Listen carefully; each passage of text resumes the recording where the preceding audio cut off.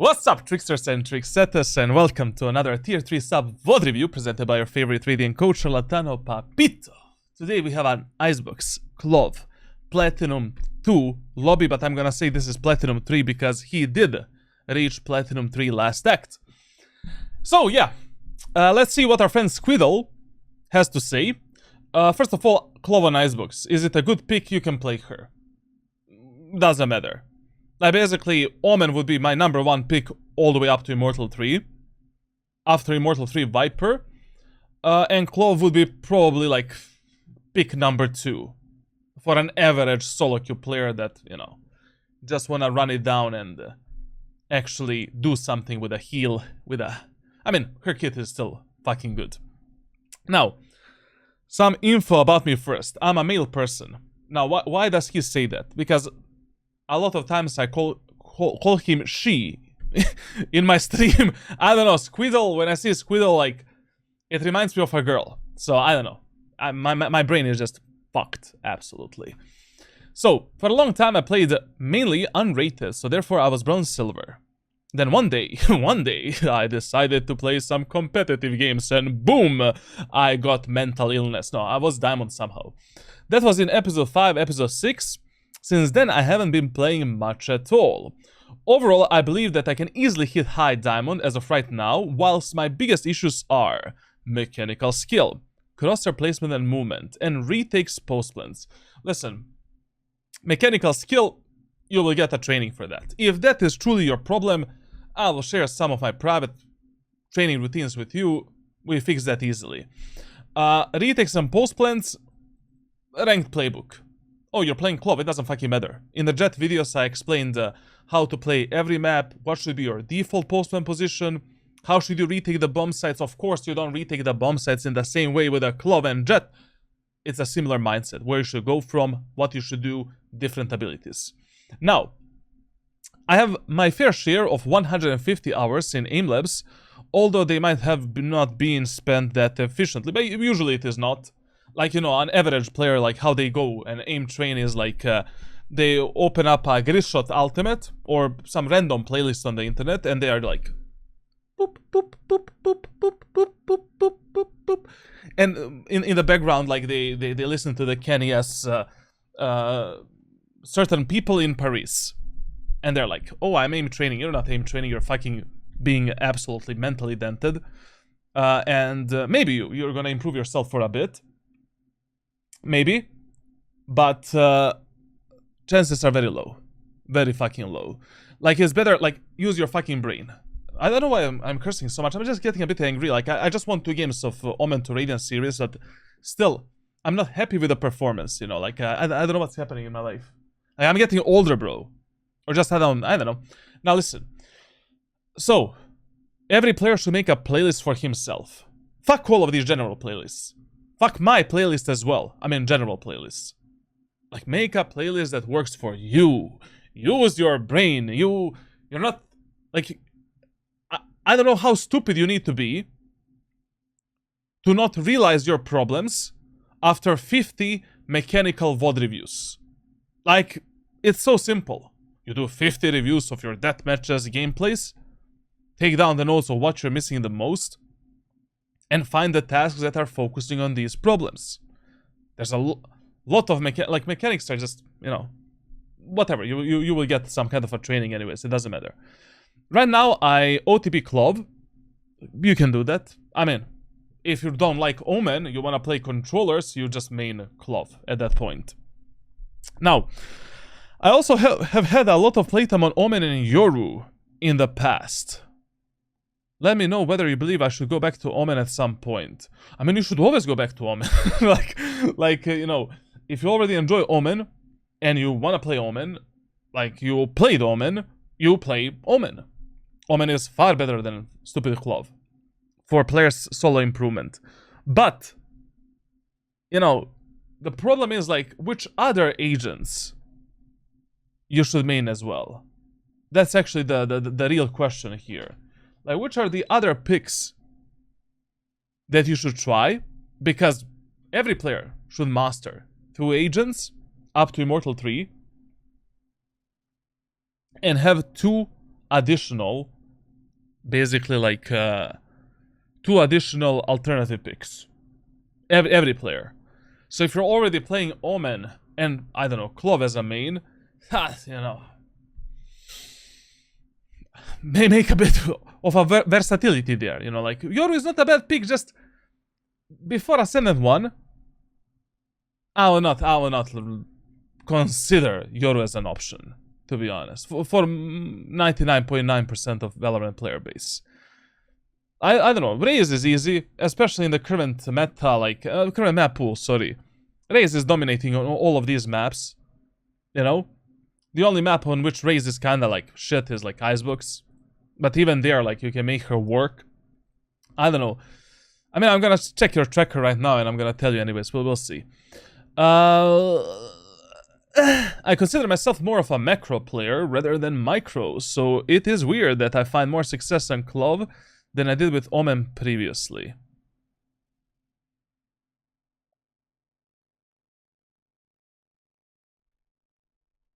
That doesn't make that much sense. My overall goal is Immortal for now. Easy peasy. Like, I really think that I'm gonna repeat it one more time. No legs, no arms, no eyes, no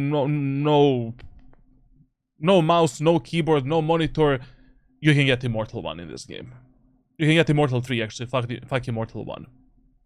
Like, no brain, no nothing. Like, that's how easy it is. But now, you know, you need to grind. You need to be consistent and consistently work on yourself. And find different solutions. My overall goal is Immortal for now. Okay, right now I'm definitely on my personal peak. Right now I'm definitely in my best form ever. Okay, good. I got most of my playtime on Yoru, Raze, Omen, Jet. Very, very good. Very, pretty stacked and pretty good, like, agent pool. I would just completely remove Yoru up to Ascendant 1. He requires a lot of game knowledge, a lot of he requires 2 times more situational awareness and game knowledge than Omen. And already mastering Omen will take you around 250 to 300 hours for an average player. So, I don't know, man, like, just, especially in low elo lobbies, listen, if enemies don't know what you're doing, how do you plan to outplay them with Yoru? And also in these low elo lobbies, like, you just, it's very hard to predict exactly what these guys are gonna do, but exactly. We can guess, we can gamble. In basically, the best elo in which I would actually use Yoru is Ascendant 1 to Immortal 2. I mean, up to Immortal 3. Like, that's where the players have they're very stiff. They follow very strict patterns. They follow those esports shit. Like, basically, that's like an players think that they're esports players, but in reality they are fucking shit still, like, essentially, in the game. And you know, Immortal 3 to Radiant is like Iron on steroids. So that is the elo in which I would mostly abuse Yoru if I was a Yoru player. Now, of course, you can one-trick Yoru all the way up to Radiant, like, he's a really good agent even after Immortal 3, very good improvisations and stuff like that, like, very good versatility, very good character. But just up to Ascendant 1, I don't know if I would use him over these. This is still the big 3 in Valorant when it comes to going from Iron 1 to Immortal 3. And it's gonna stay like that as long as the Jet has a dash ability and a smoke, and the ultimate that she has, as long as Raze, I mean, Raze is just fucking Raze, like, let's be honest. And Omen, I mean, I saw an argument online, like, Omen should have a nerfed Paranoia, but who the fuck cares? Paranoia is anyways useless at this point, like, the most important ability in ranked solo queue is the overall kit, smokes and teleports, like. In ranked solo, Paranoia is like, whatever, like, literally, you know. It's more of a team play ability at this point. Now, defense. I think I played really good on defense. I didn't really struggle with anything that much, but that's probably because the enemies played really bad. I'm not sure whether my smokes on B are good for holding and retaking, etc. On A, I don't know what to smoke where I only have 1 smoke left. Pipes, man. We'll talk about it. I always try to apply the AB rule and rule of fear. Additionally, I spy is playing aggressive on defense. I despite playing aggressive on defense on any map. Any tips? Whenever I decide to play aggressive, just die. I ranked playbook on Discord. Like in this playbook here, like I explained like exactly how you should play aggressive, semi-aggressive, when you should play passive. Like watch the Jet videos. That's it. But when it comes to the smokes, we'll talk about them during the VOD review. And when it comes to like reading the enemies on the defender side, listen, like on streams, I do repeat only 3 major patterns and 3 main, you know, stuff, because I need to save 20-30% of stuff for my private coaching. Otherwise, like there will be no point in getting my private coaching.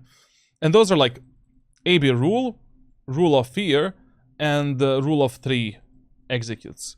Now, but you also want to combine, you know, these rules with economy. In which rank are you playing right now? Like, what is the most common place in that specific rank? Then ultimate status of your team and enemy team. Like, you cannot only use AB rule and rule of fear to actually predict the enemies. Like, you need to combine this other shit as well, which I'm trying to teach to some degree during these VOD reviews. Attack, I always try to agile my team, and I think I did a decent job in this game. I must admit, this was pretty tilting with that rage baiting Yoru and 3 no-com teammates on my team. At some point I got pretty mad as well. Not proud of that. I think I messed up. Listen, like,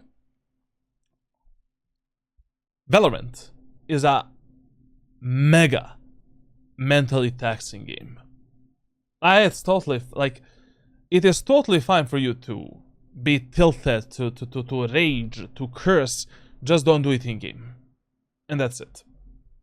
Like, spit on your monitor, like, I don't know, like, tell that French guy whatever you want to tell him, but not in game. Anyways, you're not streaming, you know, like, I cannot do that because like, I'm gonna get banned, and I'm gonna be the first page on Reddit, like, tomorrow.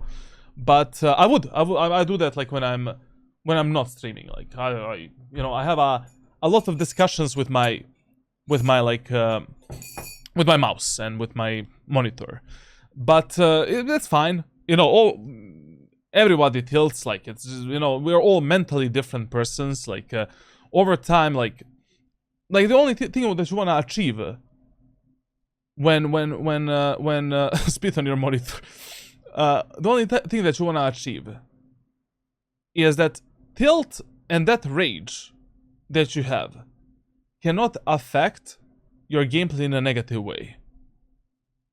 Or at least minimize the effects as much as possible in a long run. It's fine, like, get it out of your system, you know? But make sure that once the next round starts, you're locked in, you're tryharding again. Like, that is something that I'm also teaching players how to manage in my private coaching sessions, and how to deal with that, because I'm kind of the same. Like, 99% of times when I tilt or when I rage, I'm still playing the same, you know, either I'm playing like shit or I'm playing good, like, whatever, like, but it's my gameplay. You know, it's not like it's gonna affect me. Like, most of the times I forget about the previous round. I don't fucking care, like, or the previous match. Like, there is like 1% of games where, you know, I'm gonna feel the effects, like, of that tilt, that rage, and dissatisfaction that I play bad, but that's it. Yesterday we had it. Like, basically there was that last game on Corrode where I played like shit. I went like 4-16, 4-20. That's the last game of the day. Sorry, my friend, but, you know, after that match you don't continue playing Valorant. And I always have these whenever I do some kind of a series, because the main point of all of these series is to have the highest possible win rate. I like have a very bad game. I'm not feeling myself that day. I always have stop losses. Same as when you're gambling or you're playing poker.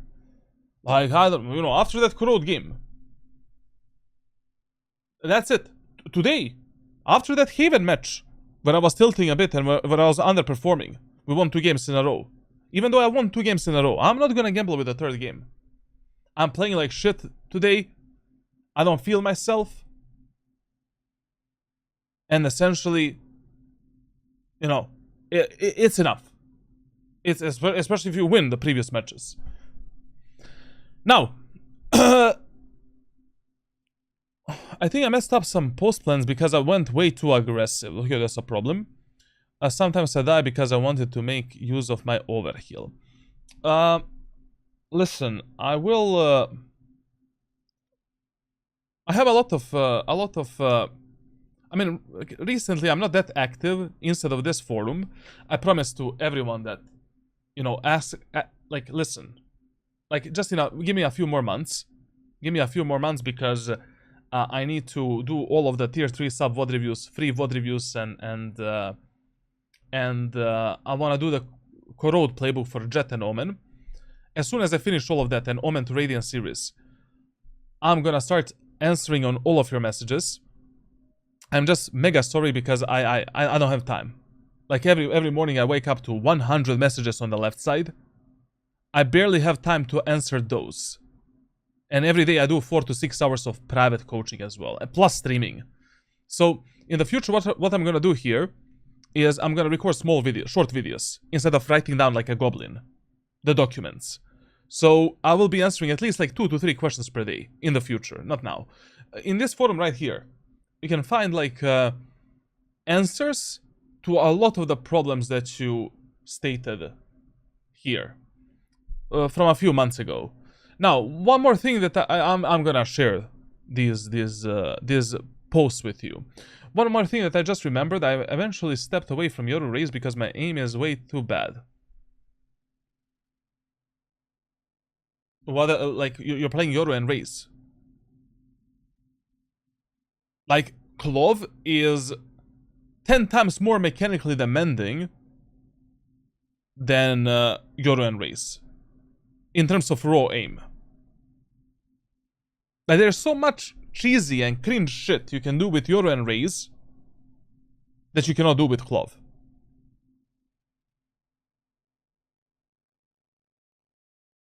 Like, why? How does that make sense to you? Like, brother, like with Raze, double satchel with a Bucky, easy kill. Then like, you have a nade, pop, clear that angle, bro. Then the ultimate, boom. Yoru, flash TP with a Bucky, like. Thanks God, in Europe, like people don't play Yoru at all. But in NA, like, I think I would be ripping my shirt every fucking stream, because in NA, like, you have a Neon player and a Yoru player every match, and you're just eating that judge in your anal cavity after you get flashed. So yeah, that's good. Now let's see your tracker. So basically, when it comes to tracker, very fucking inconsistent playtime. You obviously know that you don't play Valorant at all. This is not good at all, essentially. What is really good here is that you did reach... my god, my dude has 1,000 hours of Valorant and you played only 310 hours of ranked. That's crazy, bro, like... I mean, I respect that. Like, my guy, he's smarter than all of us. Like, this is the only way to actually enjoy Valorant. 600 hours in Swift play, unrated or whatever, and only 1 to 3 ratio, you know. 1 to 3 ratio, and unranked.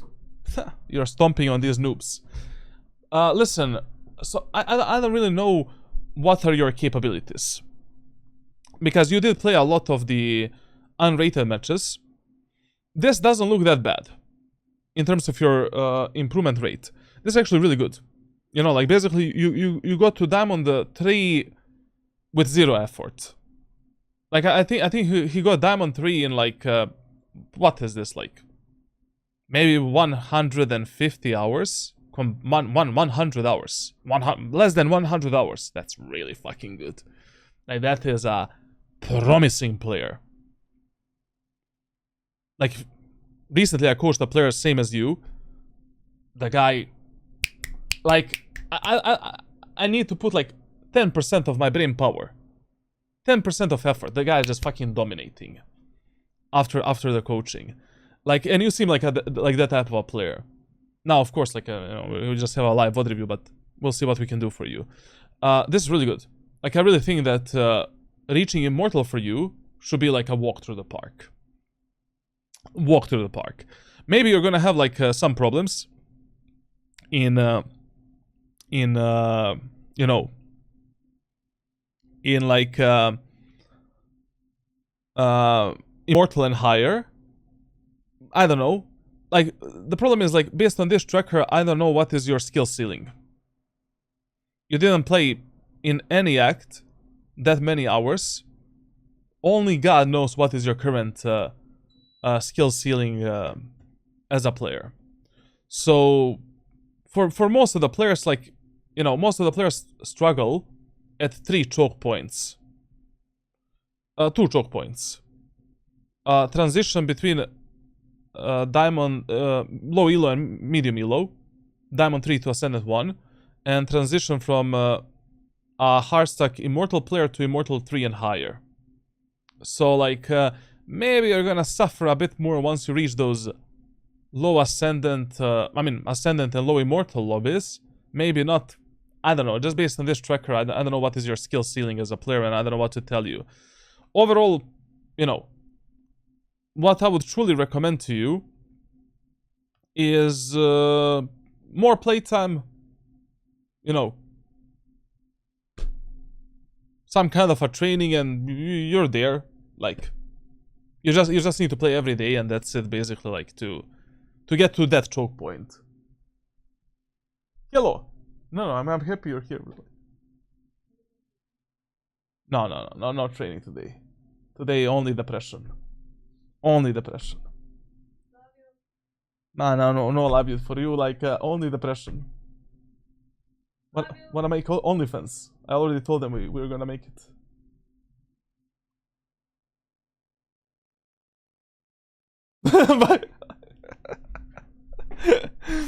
Okay. So basically, you need to have some consistency and actually put in the effort and hours to I'm just hallucinating again. Effort and hours.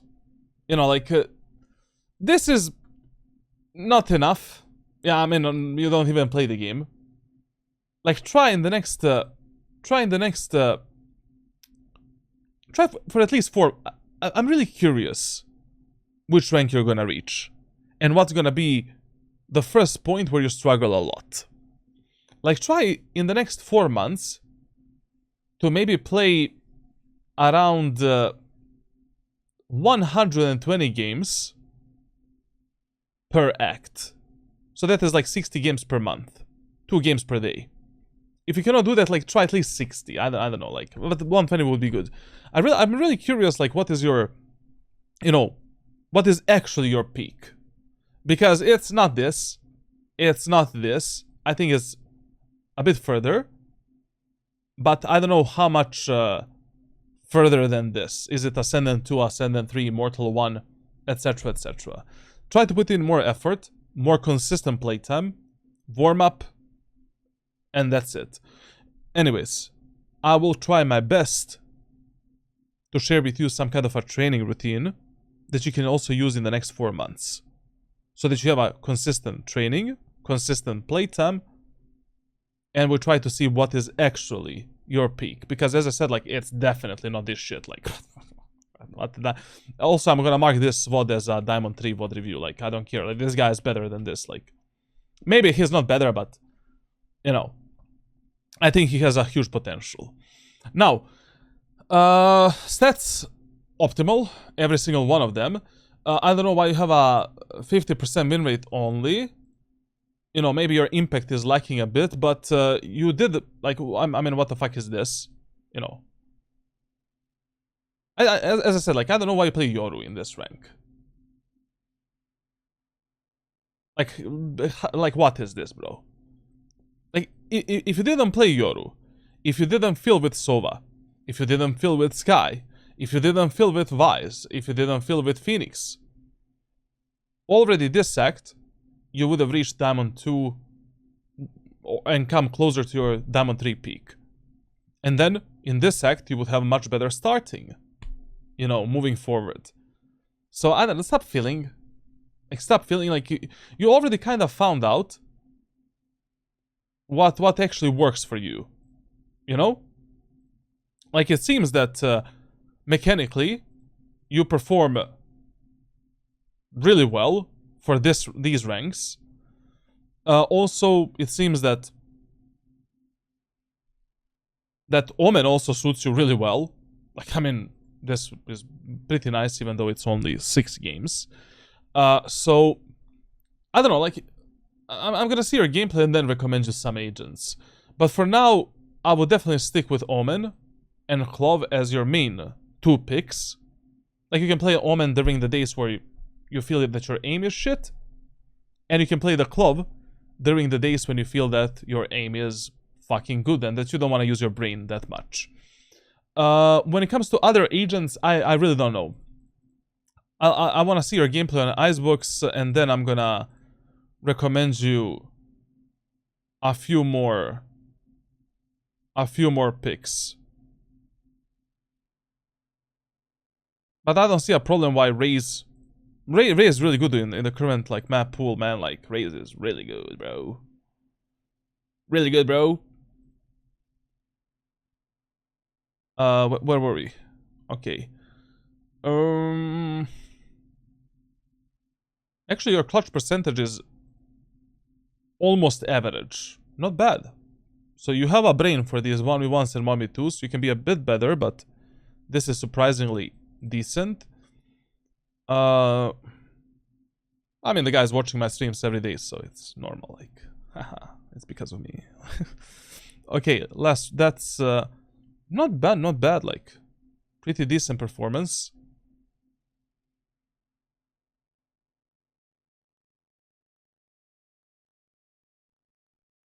Okay, I mean, like, you know, there's not a single sphere where you're exceptionally good, but there's also nowhere where you're like bad. Like, you just need to, you know, push, you know, play a bit more, see what is your skill ceiling, and then we just push those boundaries. First deaths, first kills. Okay.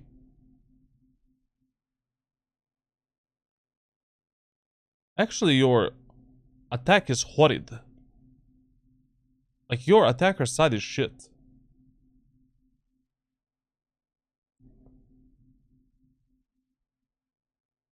If I was you, I would only focus on attacker side. And asking myself, what can I do better on attack? Because most of the games that you lose in rounds is on the attacker side. Defense is very good. 122 KD, KST 76%. Some of the other stats are also smoking good. Attack, we'll see in the VOD. Weapon versatility, not bad. This is pretty decent. Nice.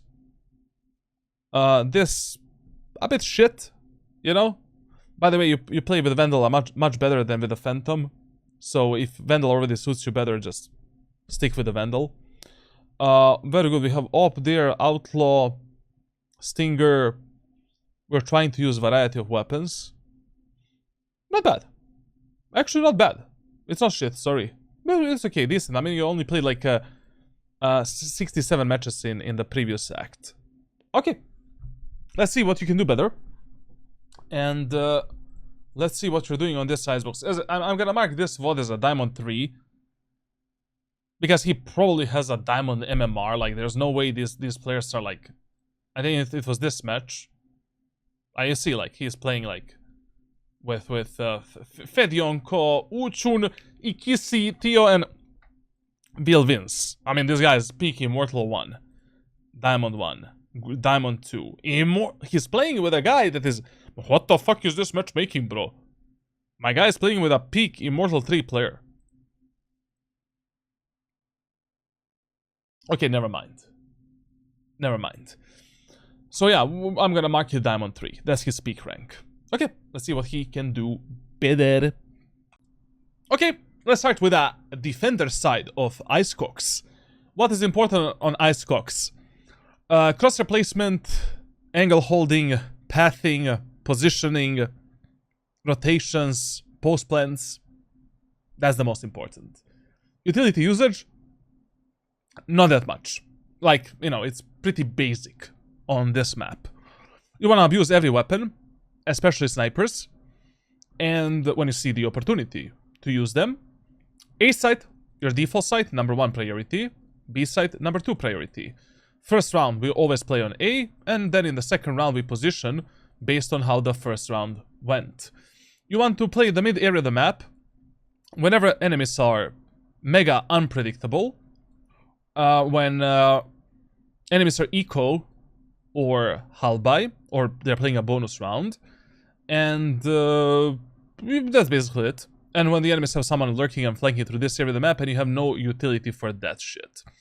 If you have Chamber as a solo sentinel, basically, you always want to tell your Chamber to keep this trademark in every single round for the kitchen. He should place his trademark based on which bomb site he is playing, and unfortunately, we just need to track the minimap, timings, and numbers to realize if enemies can do something like this. Now, in the first round with Clove, on Icebox, I would literally do the same strategy I would do with Omen, but you can also opt in for a different, like you have 3 buy options, basically. So first of all, let me just show you this. One moment, let's reset the round. So, how can I... Let me just reset the game, sorry. I want to show you something.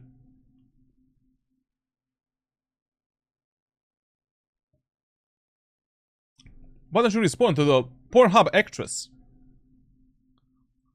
First of all, if I give an answer to that question, I might not live another day. By the way, happy to all of the Americans, 4th of July. I know. Very considerate person. If you didn't watch a movie, Green Box, watch it tomorrow. Especially my European comrades like that love to be racist, like hello? They need to watch it.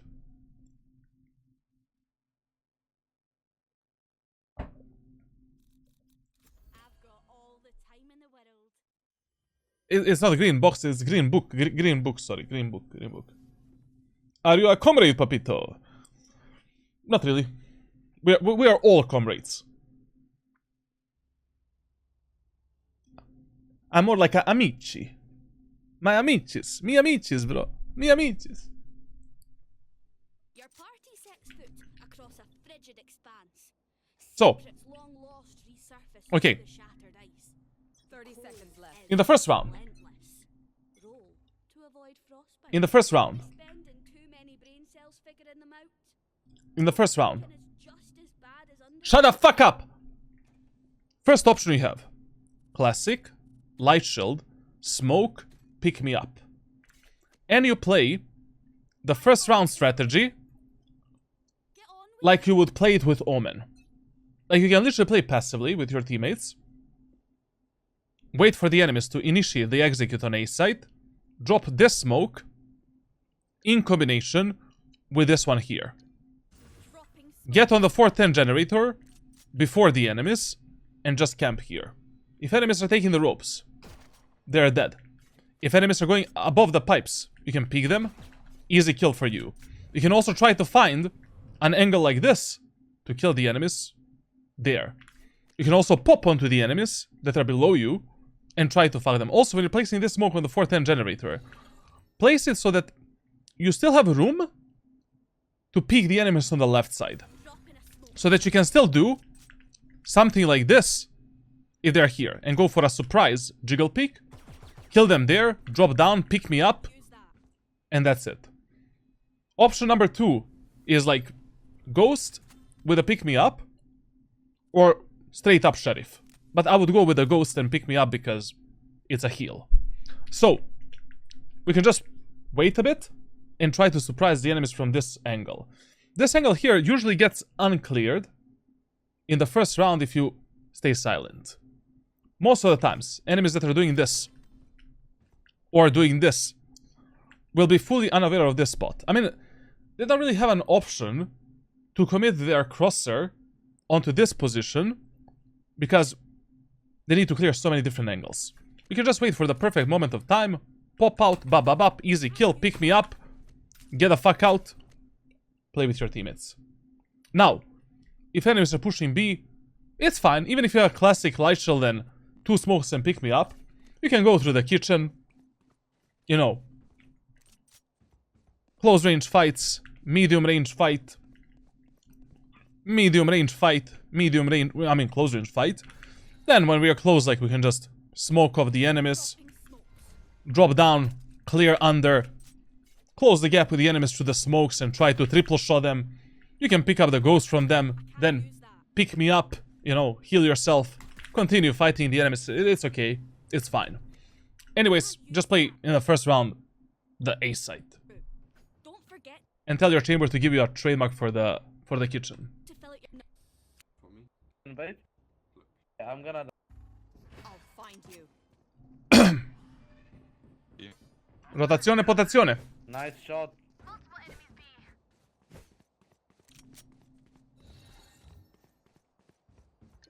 Listen, this mode that you did right now is good. Like, whenever you have teammates that are, like, enemies didn't cross this position here. So enemies are not at the yellow. Yes, you should do a one-way here. But when you're doing this one-way, always try to do it on this edge here. Why? To disallow this type of a fight. Like, I see a lot of the players make a mistake. I don't know why. Where did you see? And why do you use a smoke like this, for an example? Because you still allow this fight to happen between your and enemy team. Like, a true one-way smoke for this area is a one-way that goes, you know, you can put it like this. Bam. These enemies are fucked. These enemies are fucked. These enemies, I mean, they can still peek, but they are in a huge disadvantage. You know? So, just change the spot where you do the smoke, and the smoke is good. Like, I mean, you should do it in this example. Rotation was okay. Like, even though Icebox is a slow rotation map, in the first 4 rounds, you can do a bit faster rotations, because we don't really know, like, how enemies are gonna play. And in ranked solo queue, it's a bit better to pre-assume that enemies are gonna play together. Anyways, like, if you just play with your teammates, you're not gonna make a mistake. What rank is this? I marked it as a Diamond 3, because he's playing against some peak Diamond Immortal players. He was also peak Diamond 3, but this is like Platinum 2, Platinum 3. So I don't know, like, just Platinum to Diamond 3. Make out of it, you know, whatever you want.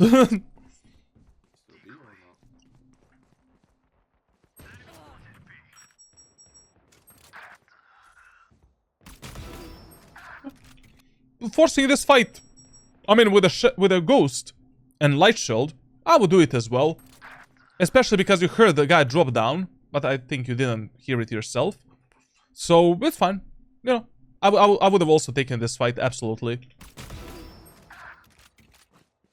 50 on Clove.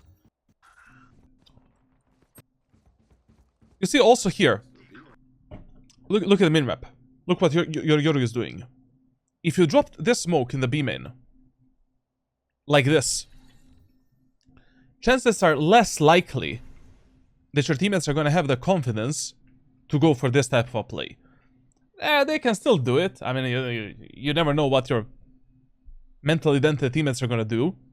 But it's a bit less likely. They will push this type of a smoke. I can't use that.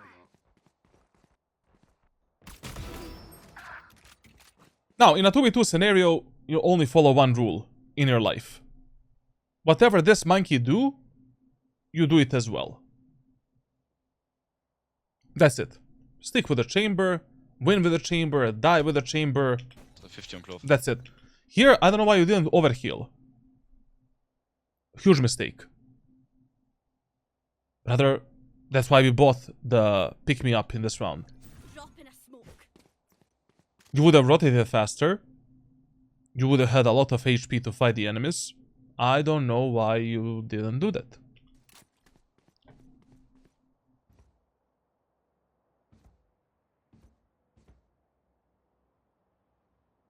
A bit of a mistake here. You should have rotated through the kitchen. Anyways, you know that, you know, enemies are not here. They didn't take a site. Your chamber is holding this. Just do a fast rotation, you know. Now chamber can hold the cross. You're holding the kitchen and this. Chamber goes, takes a fight. You know, he wanna fight. You drop down silently with the ropes. And now you play with him. I completely missed the timing for that, but you get the point. I don't know why you separated yourself so much from your chamber. And also, I don't know why you did this smoke. Like, enemies still here. They didn't cross the yellow. They didn't cross towards the yellow. So you still should have done the one-way smoke instead of the regular one. 50 on Clove. You just gave all of this space to the enemy team for free. Drop in a smoke.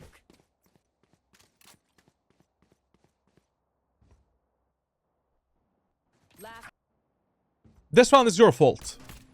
Literally your fault. You denied yourself the information. You denied yourself the reframe potential with the chamber. You didn't heal yourself and rotate faster with a heal. Like, you literally lost this round. Last player standing. Plus, your chamber is muted. The only way to correct that guy and play with him is by actually correcting yourself. And just, you know, forcing yourself to play with him. One enemy remaining. Maybe we didn't lose it. Spike down B. Never mind. I doubted him way too soon. Nice. But the round could have been much easier. Much easier. Now, second round of Icebox, anti-eco round. Sure, yeah. Like, if you win the first round, in the second round, 99% of times, you want to force the outlaw with the best shield that you can afford and some utility. Like with Clove, in this round, I would usually prioritize having pick-me-up over anything else. One smoke is enough for this anti-eco round. It's a huge map with a lot of long-range corridors. Like, we just want to win this round. You know, based on the better guns that we have and economy. And yeah, like, even with the Clove, I would just go like this, take this angle, and now lock in the mid for my team. I can't use that. And play fast rotations, of course, as always.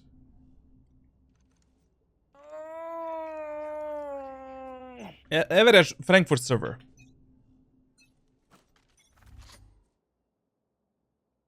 Listen, it's totally fine if you make one footstep while trying to reach this position.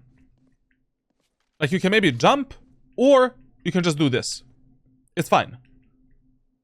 Like, you need to do that.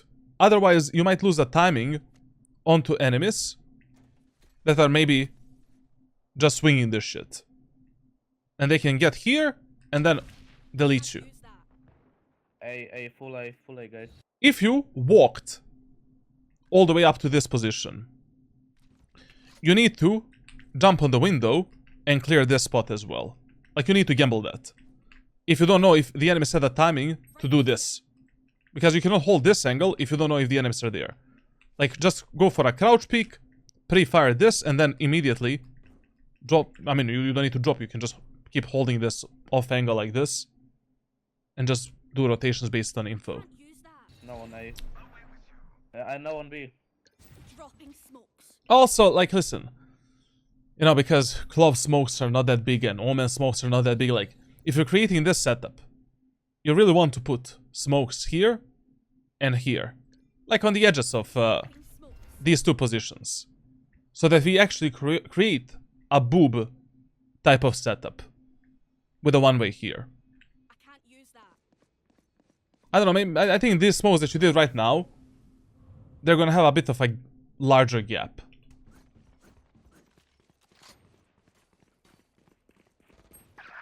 What? What is that smoke? What is that? That's what I'm talking about. You know, I don't know, let me see, like, so you placed... Full A, guys. No one A. Yeah, I know on B. I don't know, like, I think this should actually be fine. Like, he did something like this. Dropping smokes. It's fine. It's okay. The only thing is, like, I will not allow the enemies to have multiple options here. Like, that's why I do this smoke, for an example, like this. Because if you do it exactly on the edge of this position, Dropping a smoke. when the enemies are coming out, they cannot come out from this position, and this jump. I mean, this jump, doing this jump through the smoke is just suicide. I can't use that. Dropping smokes. Unless you're playing Jet with the dash and Chamber with the teleport. What? What is that smoke? What is that? It's not your fault, it is his fault that he is dumb. A good play is always a good play. A dumb play is always a dumb play. Enemy A. Peripheral vision, 0 points. Satisfied. One enemy remaining. Spike down A. Okay, pretty easy round. Best. I would not switch to the Guardian here. Outlaw is better than Guardian. Like, just, you know, even if the enemies do have, you know, 3 players with a heavy shield in the next round, it's a long range map with a lot of long range and medium range corridors, and essentially, like, you know, having the option to deal 280 damage onto 2 enemies, or deleting 1 enemy with 2 body shots, is huge. Especially your teammates might deal some chip damage onto the enemies, you know. Some leg shots, body shots, shoulder shots. It's a great weapon for this map. Now let's recap a bit. First round, enemies went B. Second round, they went A. Both rounds, they lost. What do? I would gamble on mid again. I will play in mid because, you know, that's the only way in which I can play fast rotations and help my teammates everywhere. I'll probably do the same play you did in the second round. Just locking in the window, and from the window, doing fast rotations to support my teammates left and right. Especially with Clove, because with Clove, like, you know, your smokes are quite limited. If you miss gamble on which bomb set to start. Which the weapons. Give me that.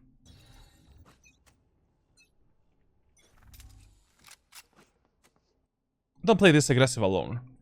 When you're doing this aggressive play into the tower, do it only with your teammates. Anyways, you're playing a controller. You know, like, you can stop the enemy's push and fuck them up in so many different ways with so many different setups. Like in this like bonus round, there's still no reason to aggress the enemies. They didn't showcase any capabilities of actually taking the site. Their executes were kinda shit. Their team play was kinda shit. Relax. Still not the time for this aggression. You know, here, for example, like doing something like this would be fine. Just taking a short fight. You know, taking a short fight maybe from this position and going back, or from this position and going back. It's okay. Just to pressure the enemies a bit and maybe go for one tap without committing too much. But ultimately in this round, like, we can just wait and see what's gonna happen. You know, abuse some of these great off angles. Basically, we can just play here. Try to delete that guy. then rotate with the smokes. You can just play this off angle, see how the enemies peek the belt. I mean, with a Guardian, this spot is amazing. Because Guardian is probably the most precise weapon in the game that we can have. I mean, not probably, it is. So it's a very good, like...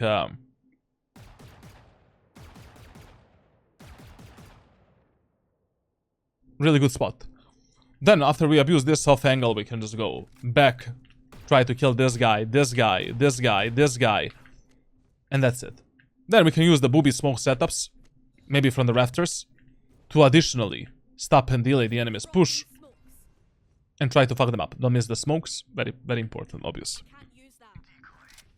Oh! Acid reflux deleted me right now. This is a very good information for you that you got right now. Sage did some kind of a wall. So that's a really good info. Now I have absolutely no idea what is this wall for. But you should be ready for anything in the future rounds if you are watching the belt. And maybe she did a wall here to go for the headshot peek. Maybe she used some crazy wall to peek the belt. But this is a very good info for the future rounds when we hold the belt. It's just way too early on to play this position. And personally, I wouldn't get into this spot with a weapon such as Guardian. With Guardian, you know, you really want to fight as long-range gunfights as possible. Thankfully, we are playing Icebox. We have an enormous amount of very good off angles and common positions on the A side that are medium to long range. I don't know why would you do this. It's just a complete misplay in terms of the round that we are playing, and also misplay in terms of the gun that you have.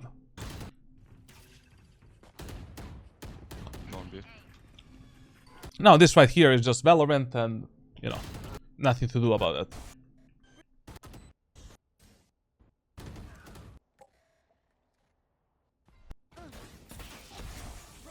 Very good reaction, very fast reaction with the smokes. I love that a lot. With Clove, you really don't have a downtime, like, you know, because you can use your smokes, like, after you die, so...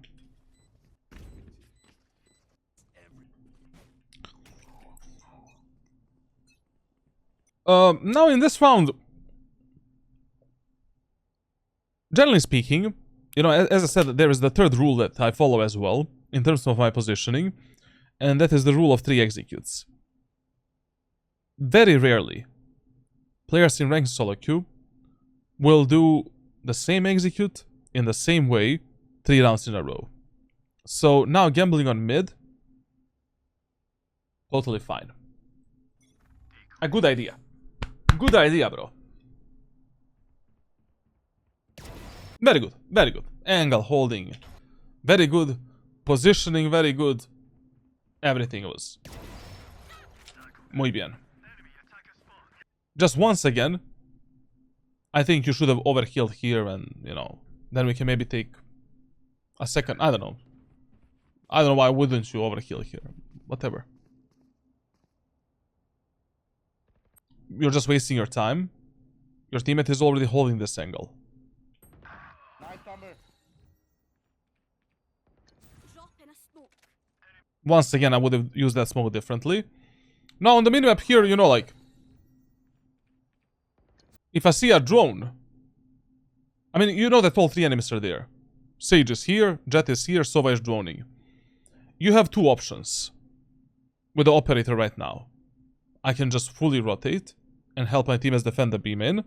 But since your Jet and Yoru are already gonna play together, you know, when you're 100% certain that all of the enemies are B, I would just take some kind of an angle such as this one.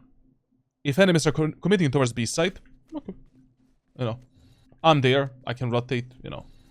We can maybe do a one-way here to disallow that peek. Whatever. Play with our teammates. And if enemies decide to rotate, I mean, they're just absolutely fucked. Drop in a smoke.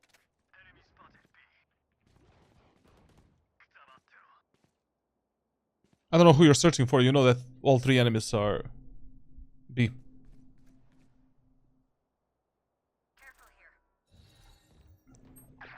No peeking. I still don't know who you're searching for.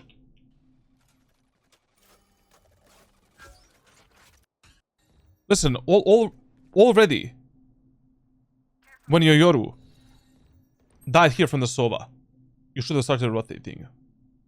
Fuck it. You know? In the worst case scenario, we're gonna kill the Sova and end up 2v1. Or 3v1. Just play with this Jet. You don't know what Jet is gonna do.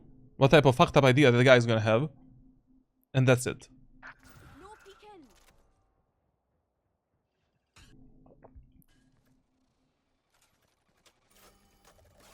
And I don't know why you got scouted here by the dart. This smoke is actually good. I would have actually got into this smoke. Because enemies know that you have operator.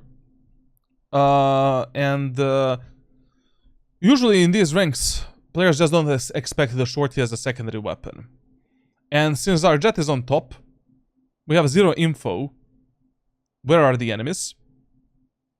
It's a really good idea to come a bit closer.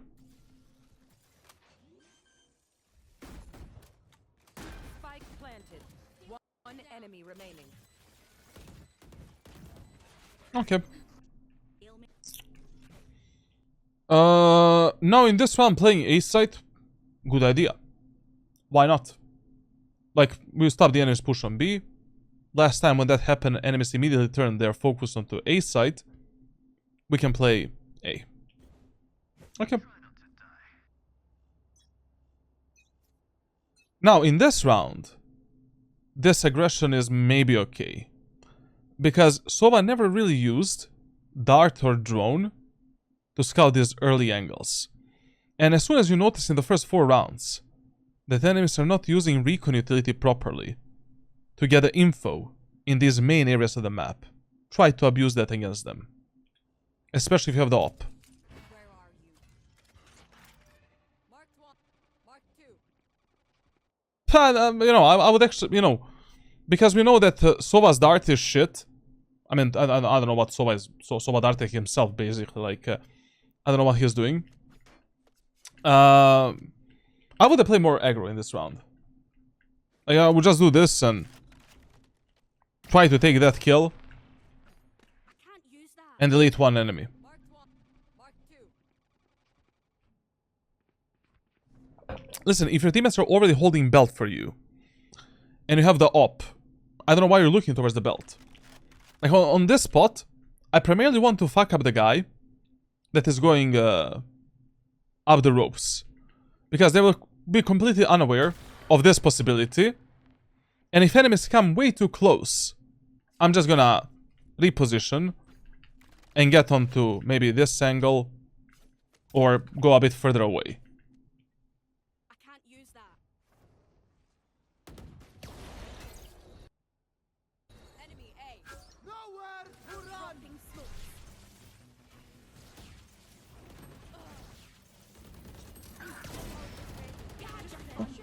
I would have also went for this re-aggression. Just I kind of think that you lost a kill there on the ropes. Fate is already looking, I don't know, the belt for you, so I don't know, you wasted your time here a bit. Enemy A. Nowhere to run. Dropping smoke. Smokes. I mean, with this smoke setup, I would also go for the aggressive peek. Like, there's no, you know, I'm 4v5.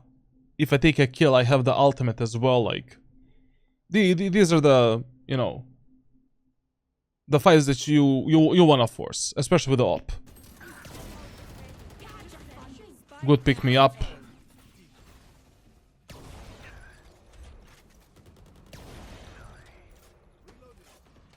Now listen, like, a lot of the times, like, one of the main mistakes that Clove players make is with Clove you need to play a bit more aggressive. Like you need to play a bit more aggressive when you have the ultimate. You know, the whole shtick with this agent is that basically you have a second life, same as Phoenix, but you need to die first. Like if I'm 3v3, I would definitely try to play, even with the op, a bit more like a front line. Or actually what I would do here, what I would recommend you to do, is trade Operator for a Vandal. I mean, whenever you end up 3v3, 3v2, 3v1, 2v3, 1v3, like 1v2, 2v2, like you don't want to have the op basically with yourself. Unless you're very low HP. Which he is right now, but he had the overheal, so yeah. One enemy remaining.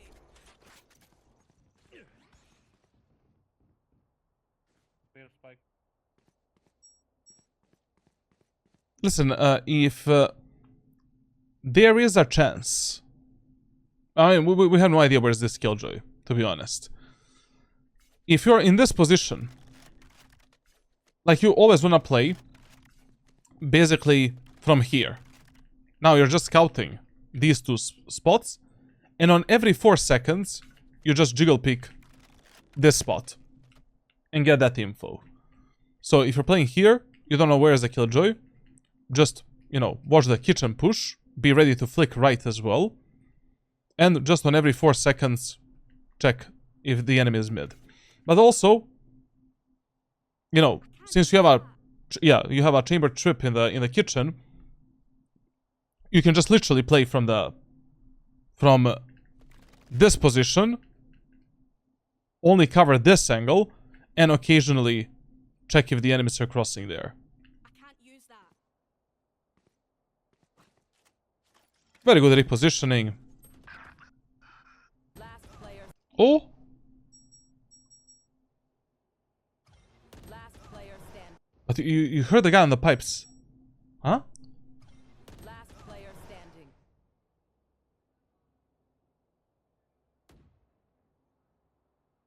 Listen, if the enemies fire only one bullet like that, most likely they drop down. So that one bullet is telling you one info, and that info is Killjoy is taking space right now. 1,000,000%. 1,000,000%. 30 seconds left. So holding this angle is a bit risky, because we really don't know what Killjoy is gonna do. She can actually push this smoke right now through the CT and backstab you. In this example, your best bet is to go back into the CT, and on the Killjoy spike plant, try basically to do something. You know, when she starts planting the spike, I try to take more space and try to get in her anal cavity. Use that. Actually, very good, my guys. Listen, just you should have started doing this like long time ago. You know, already now you should have been in the spawn, at the screens. Oh, is that your footstep? Nah.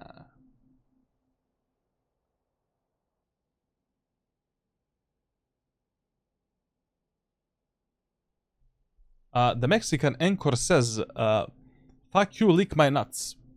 Brother, I am gonna notify you when I like become gay.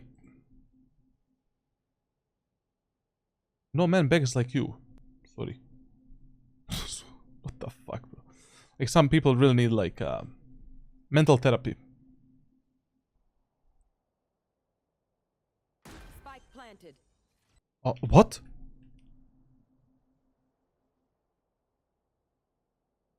You got too excited? I don't know, man. Like I stream without the pants, you know, and then people get gay all of a sudden.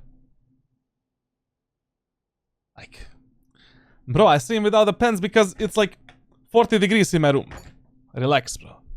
But you can lick my nuts anytime. Like I don't know, maybe if that is what you like to do. Spike planted. Ah, you DC it here.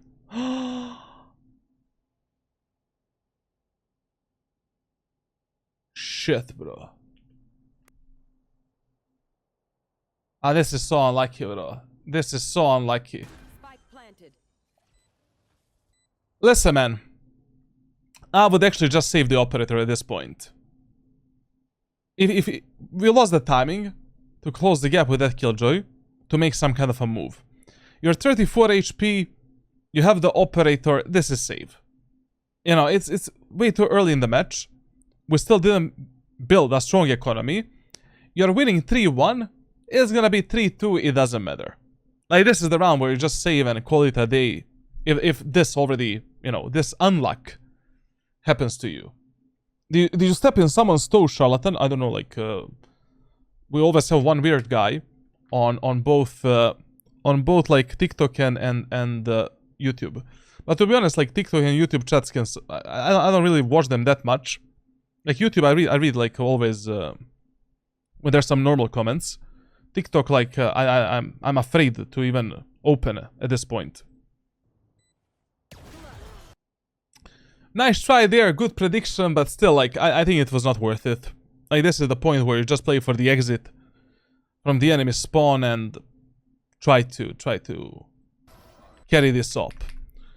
Because, you know, losing those 4,700 credits this early on, no reason to. Yo, shot, I'm Watch Platinum now, Gold, I'm Cypher main whole life, but I'm good with Chamber as well. I want to start learning Omen as a second agent and find him fun. Should I? Is he hard to play? He is hard to play. He is fun. And you can try. Why not? I mean, if you're already Gold and Platinum, what can you lose? You can drop down to Silver. That doesn't matter. You'll get better. Got someone pinged here, so oh my. Now in this round, I would actually play A-set again. Most of the players in ranked solo queue will go A with a Killjoy's ultimate. Like 80% of times is gonna be the 5-man A push with Killjoy ult in ranked solo queue. Now, when you're playing a controller, I would actually recommend you to abuse the shotguns to counter that Killjoy. Especially Clove with the ultimate. So what I would buy here? Sheriff, Judge, Heavy Shield with all of the utility. I would wait for the enemies to come a bit closer. And I'm gonna use these two smokes when the enemies are, you know, in this area. They're getting ready to plant the lockdown. Then, sorry, I'm just misclicking that smoke for some reason. Then I would use the ropes to get inside of this smoke on timing. And as soon as the enemies plant the lockdown, I'm running down the Killjoy and the lockdown.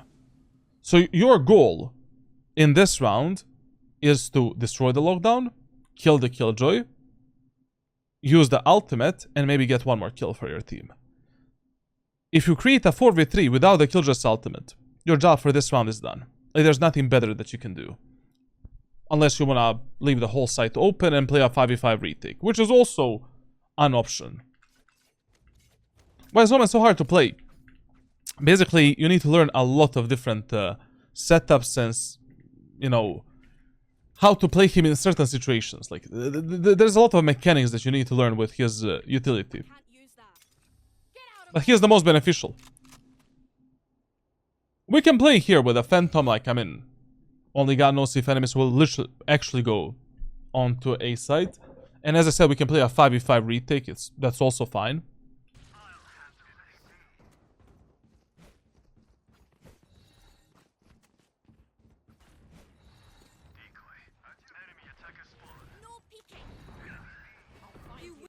Once again, I would actually recommend you to use that one way in B main. I mean, enemy still didn't cross yellow.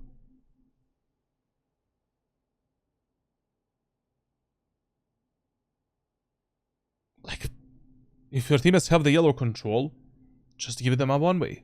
Will not kill my allies.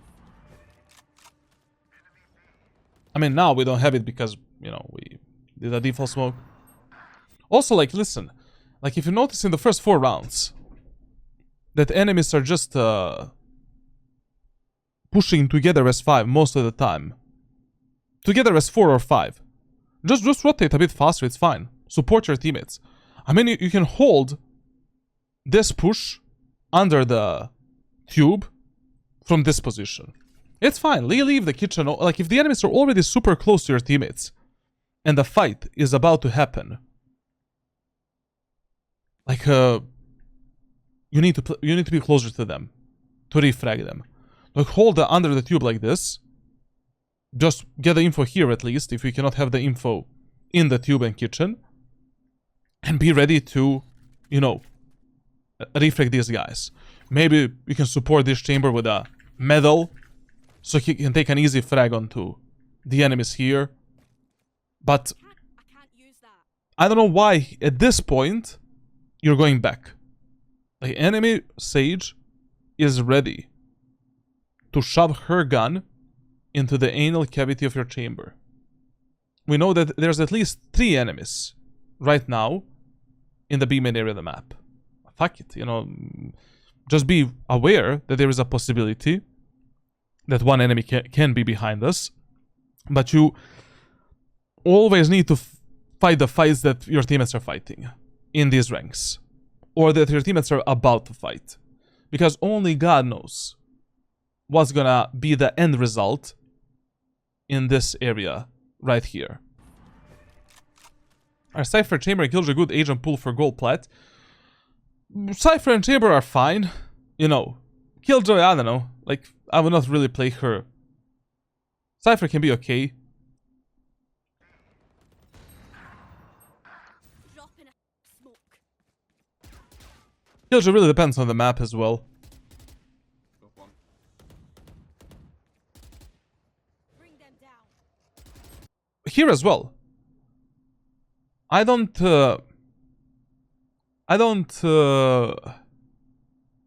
like, you know, there's at least 2 enemies in this B main area of the map, potentially 3. Your Yoru is doing this. What do? You play aggressively with that Yoru. There's nothing else. You have the ultimate. At the end of the day, we cannot allow Fade and Yoru to die before us. Anyways, we cannot allow that we end up last alive. So, basically, you know, my Yoru is getting in a smoke. I can use this shit to displace enemies a bit, and I'm getting in the smoke as well, being ready to refrag my Yoru. I can't use that. And to use my ultimate. Bring them down.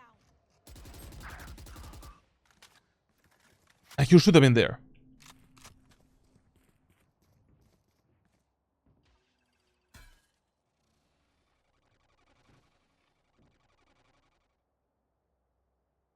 You should have held the previous angle. Like, this angle holding is fine for this position. You need to have the information whether or not enemies can cross the yellow. Like, what you can do here is also this, how I like to hold this type of angles. Like, you can hold this with your crosshair and be ready for this fight. And on this position, you're just fighting for info. So if you see enemies there, you're not flicking, you just reset yourself, and now with a peeker's advantage and proper crosshair placement, delete that guy. And if this guy peeks you here, you're ready with your crosshair, you're physically and mentally ready for this fight, and we can just ba-ba-boo, take that fight. I can't use that. But this is a bit dangerous because now you lost the timing on the yellow, and enemies could have crossed it. I mean, they didn't, but yeah.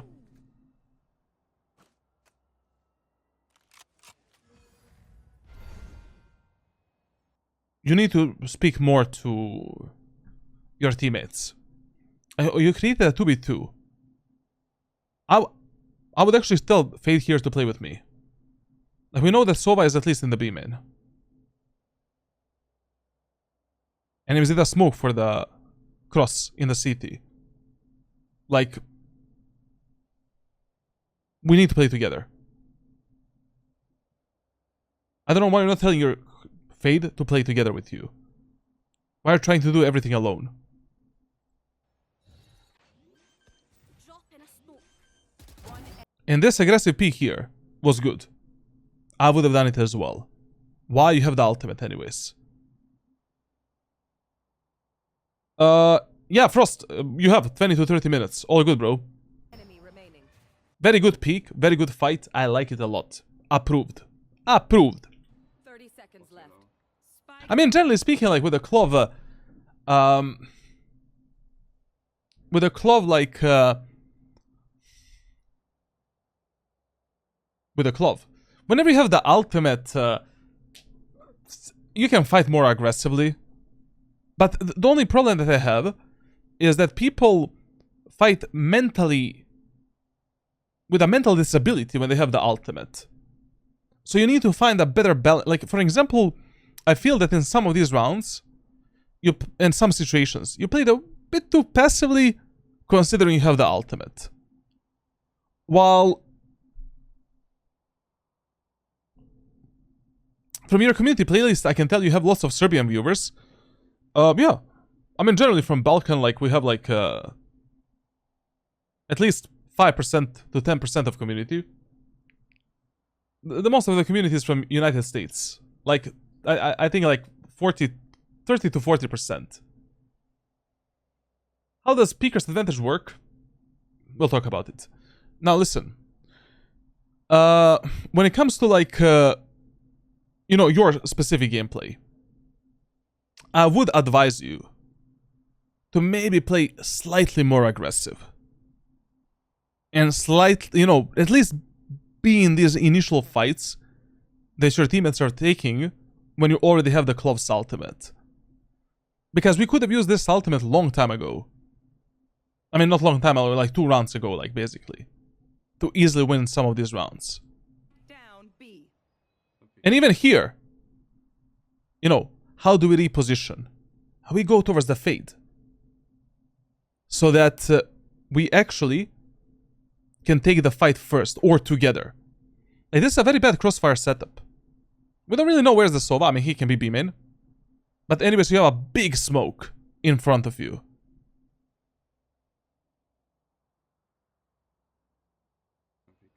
You're ruining the fun, mod. Frost is ruining the fun, huh? Frost, brother. Why you so angry, man? Why you angry, brother? I don't know, like, this Sova can be anywhere. You know, like, you need to understand you're playing in a Platinum. Diamond Elo. Now, only God knows what was the plan in the enemy mind here. Like, this enemy Sova can be literally in the kitchen at this moment as well. How do we play this scenario? Basically like this. We reposition towards Fade. We tell the Fade to come with us. And we play like this.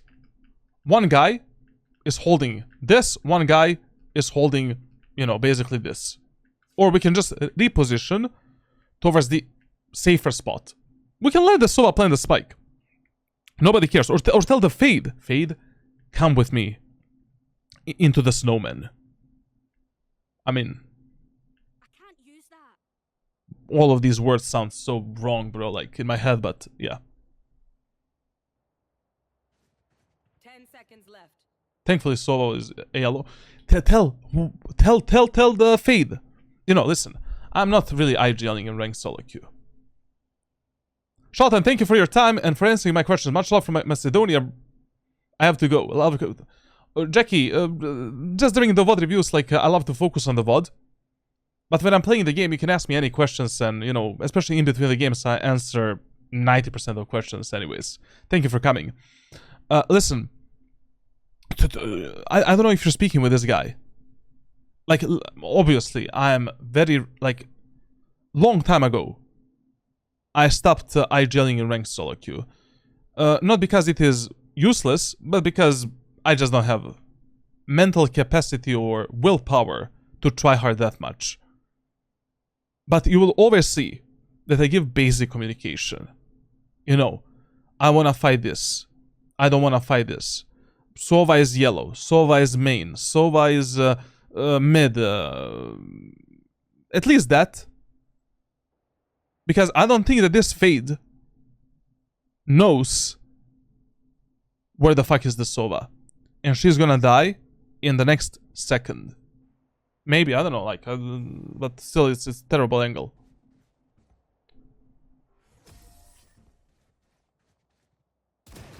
Aha, he just picked up the operator and saved. When does the stream start? Usually, you will catch me live in between 6 to 8 p.m. Like, you're not gonna miss a stream if you come at that time. Now, sometimes I start at 3 p.m., 6, 5, 4, I don't know. Depends on my private coaching.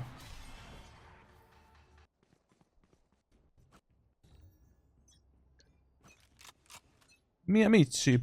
This round, playing A. Okay. Okay. You know, we can use the rule of 3 executes. Just, Get on with it. you know, like when you're starting the rounds on the defender side, always ask yourself, how much angry do my teammates look on the minimap? I mean, if you have 2 teammates already staring down the A main, they're playing aggressively. They're gonna play aggro A main, aggro pipes, aggro, like, you know, everything. So you need to be ready.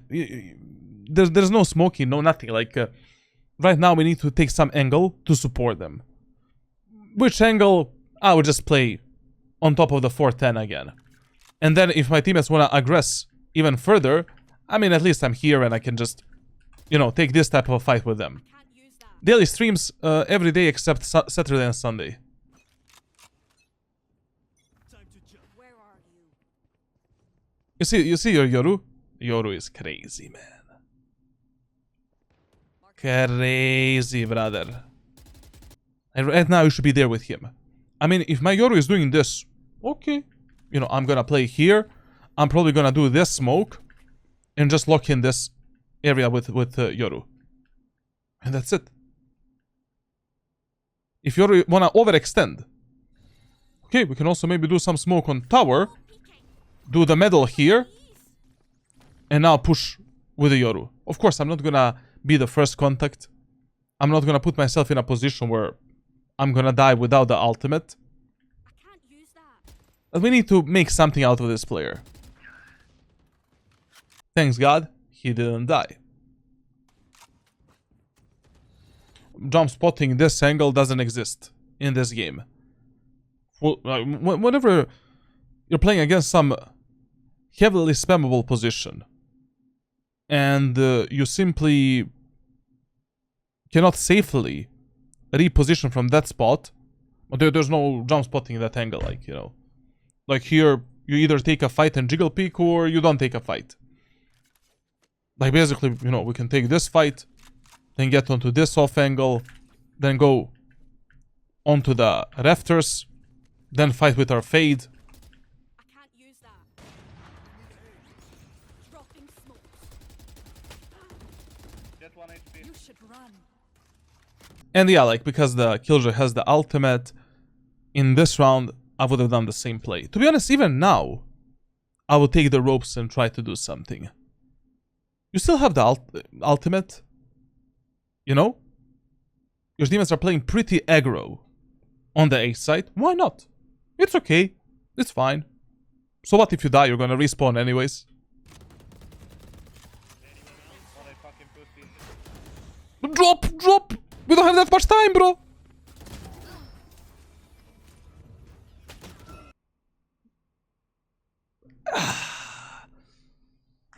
We just got a bit lucky here. I don't know. I would actually prioritize destroying the Killjoy's ultimate. Because then your teammates can commit to playing on the site.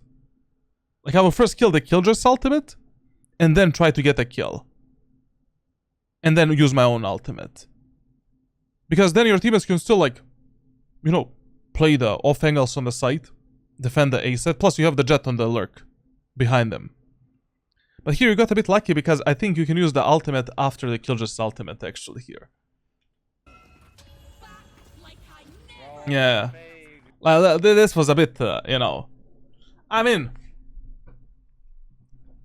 is it really lucky? Maybe he's just like, you know, 300 IQ to be honest. Maybe he counted everything, you know, in his head, but it turned out to be a good play. And this is a round where this type of aggression is molto bene, molto bene. You fucking body blocking me, reported, motherfucker. One enemy remaining. Nice, good job. Bring them. You should heal yourself. I don't know why you're not using pick me up more. Okay, finally. Wait, go kill him, go. Push with your teammates. Push. Wait. Okay. It was okay. It was fine. It was fine. By the way, when you have teammates such as this Yoru, just fucking mute them. This Yoru didn't give a single good info during this whole match. A single good information. Just mute them. Same as I did in that Sunset match, like Phoenix and these guys are just talking gibberish. No info at all. Get them out. Unmute them on the half to see if they maybe started behaving normally. And yeah, that's it. No, there will go B. Let me see the economy. Go B. Actually, in this round, you play mid. Once again, like, first of all, what I would do in this round is I would give this Phantom to one of my teammates. I'm saving the economy of my allies, and I'm buying the Outlaw. I'll play Outlaw with a Shorty and Utility. Once again, go for the aggro mid take, and play fast rotations between mid and A set and B side. Enemies are eco, enemies are hull buy. Enemies don't have money for the heavy shields. The best idea ever. Could I pay with Paysave for a Valorant tracker? How much would it be? Hit me up through private messages. I wanna see if I'm actually able to do that. I just lost a game and I sent my team comp is Viper with each Sage Jet. Ah, that's cooked, man. That's cooked. I'm Gigabrain? No, Squidle is like the best player alive, bro. Look at him squirm. Actually, Squidle knows how we think. Very good, very good. Very good. Where can I message you? Private messages on Discord. Just click on my name. I'm always on top, I guess. Very, very good. Very, very good. Now fast rotation. Why you played here? So you can rotate fast. Let's go. If Jet dies alone, there's gonna be a problem. Go, go, go, go, go. Leave the mid to fade. We need to gamble a bit more. No peeking. Enemy spotted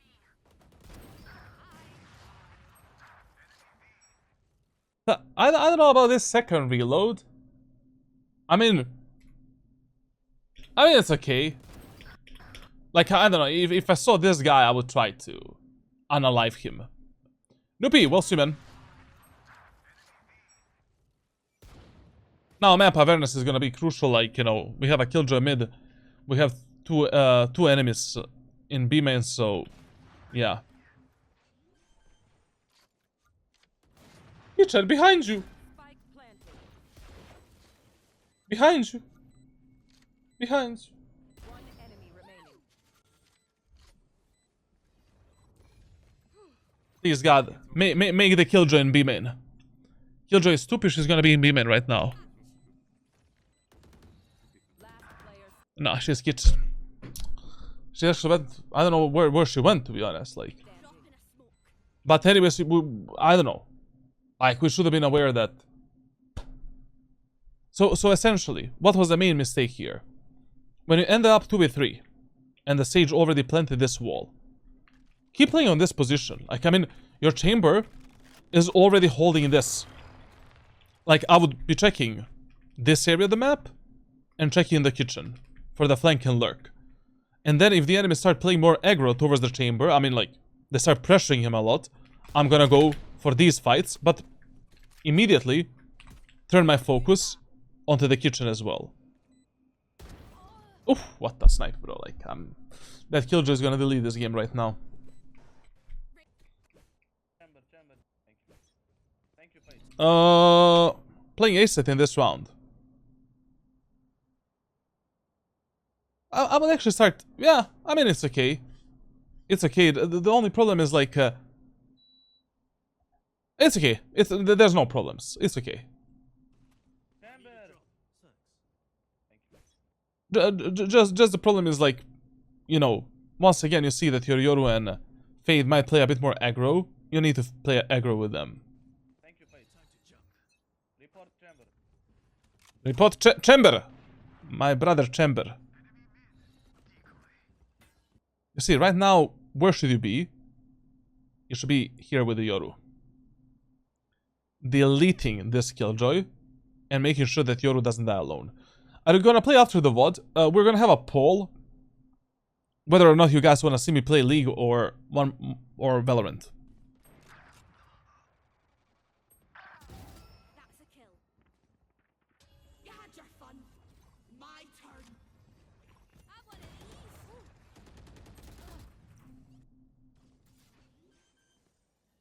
Last player. Your fun. My turn. I mean, like, you know, these type of fights you just need to take. Like, there's no, you know, only because of the angle that you're, only, like, basically, depending which positions you're holding. And if your teammates are in a line of sight in some kind of a crossfire, like, you need to force these fights. I know you're fighting a Clove's ultimate. It's a pointless fight. But if you don't take it, I mean, your Jett is dead anyways. Anyways, the main mistake in this round was, like, whenever you're starting on some bomb site, and based on the body posture of your teammates, you think they're gonna play more aggressive. I mean, your teammates are literally looking aggressively towards an area of the map. You need to figure out how you wanna play aggro with them, and how you wanna support them. And once again here, like, I don't know, we can, because we saw how our Yoru likes to play aggro in the aim area of the map. He likes to come here, drop the clone, and just push this. Okay, we can start basically by using this smoke at the start of the round, getting the ropes, and now playing together with our Yoru. Yoru wanna over-aggress. Once again, we can use a medal and try to take a fight with him, I don't know, in some kind of a way.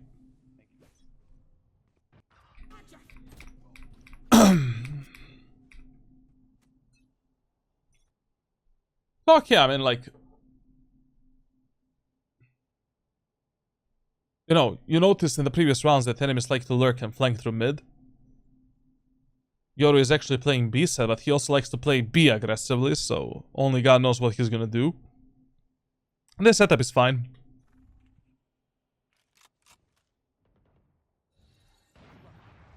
It's fine. Dropping smokes. I can't use that.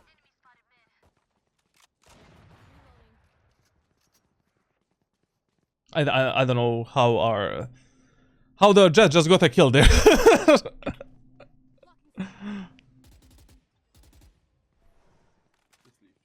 Play with the Jett. If your teammate doesn't listen to you, play with him. Fuck it. You know, right now, it really doesn't matter if you play with the Jett or with your teammates on site. You're equally close to all of them. I mean, you're closer to the Jett. We already killed the enemy's lurk and flank. Chances that someone is in the B main is almost 0.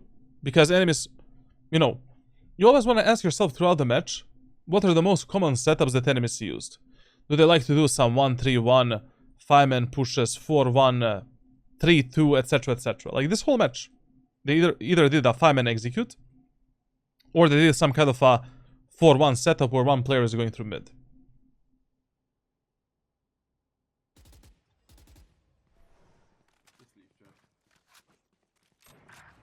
I mean, you can also leave the Jett to Jesus Christ as well, just... I don't know if I would do that in this elo. Because anyways, you're cutting off the enemy's rotation completely, pinching them from two sides in a 3-2 setup, which is really good. Plus, you have the ultimate. You will kill my allies.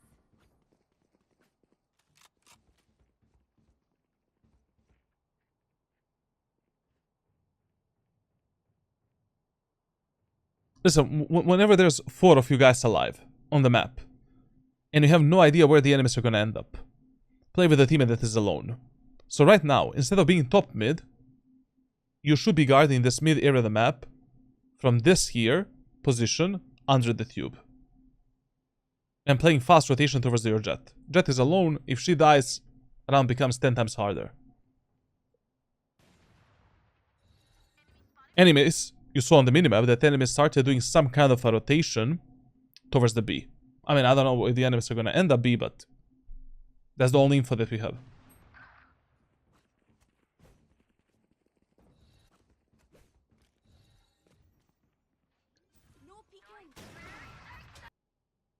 I don't know, why would you play here mid alone? You have a trip in the kitchen. You know that at least 2 enemies from B, you have the ultimate. Why don't you just pressure enemies immediately on sight? I mean, it's gonna be easier for you to use the ultimate, to defuse the spike, to pressure the enemies. Like, usually when you're playing the retakes with a Clove ult, you wanna play more like in these front lines, closer to the spike and fighting on the actual side with your teammates. Like, even if there is a chance that one enemy might be lurking here, I would actually deal with that guy later. And I would leave this area of the map open. Essentially. Just so that I can use the ultimate in a way where enemies are forced to fight me with that ult. Here enemies can just run away and, you know, Spike planted. you're not gonna do that much. Maybe, I'm probably not. If enemies are smart, they're just gonna run away.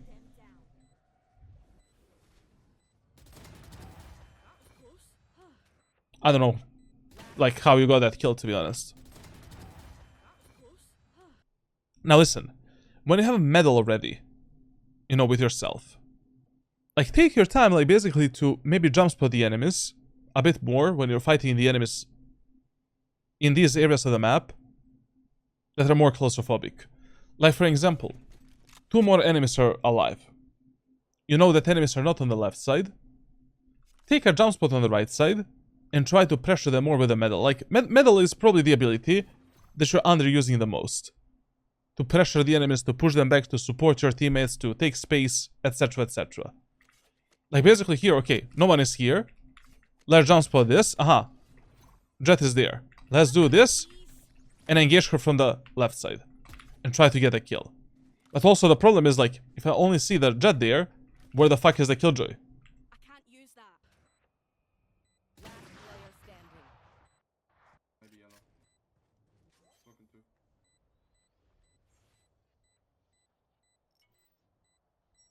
No peeking. To make killjoy play B-main the whole time. Oh, yeah.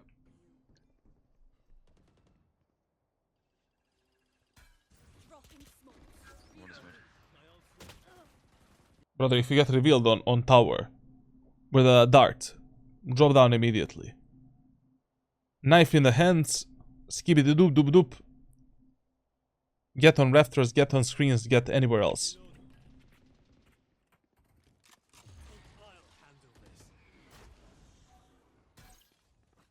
Bring them down. Even here, like, you know, we're pinching enemies in a 2-2 setup. Your Yoru unalted behind the enemies.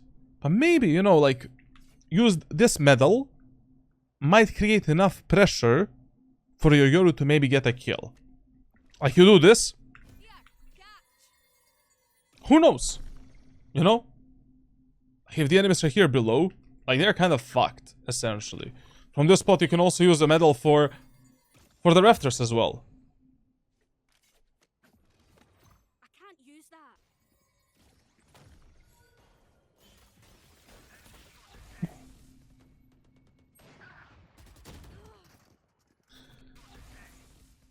Noted. Where? Failed. Almost failed. Top it. No, what? Spike. Hey. Exactly. I'll find you. Cutting through.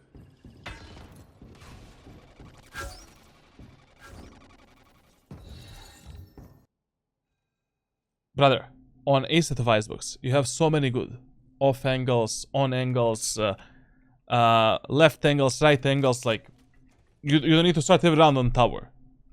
You know? You can play here, you can play here on the edge, like, you can play towards the pipes aggressively. You can try to jump up here, play this position in 3 different ways. You can play this spot to hold the instant belt peak. We can take this position as some secondary, 3rd position to kill the enemies there. This spot. Screens you can play in 3 different ways. We can aggress the enemies through the smokes with the shotguns. Like, why every round you start, you know, here? I can't use that.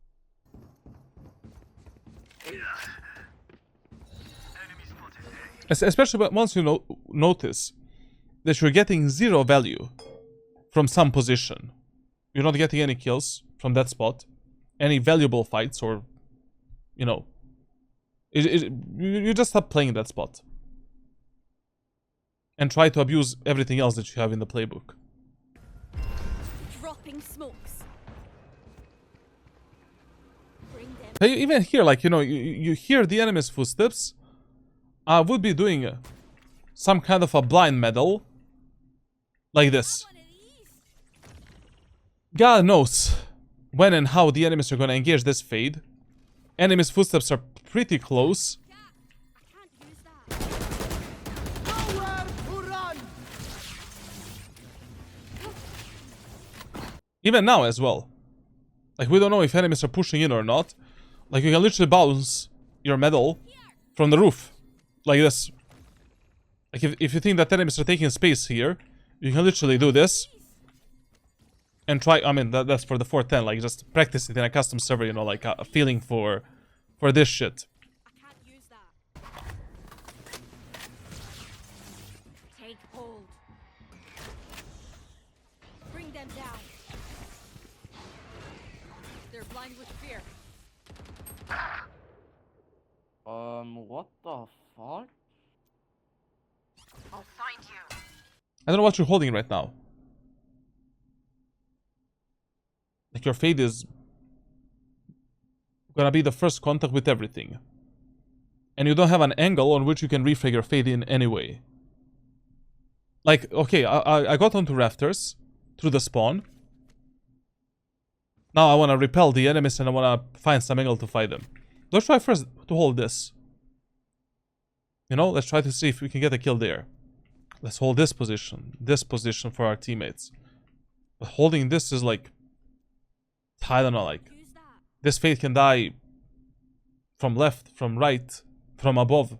I mean, you are holding from above, but still. Mark 2.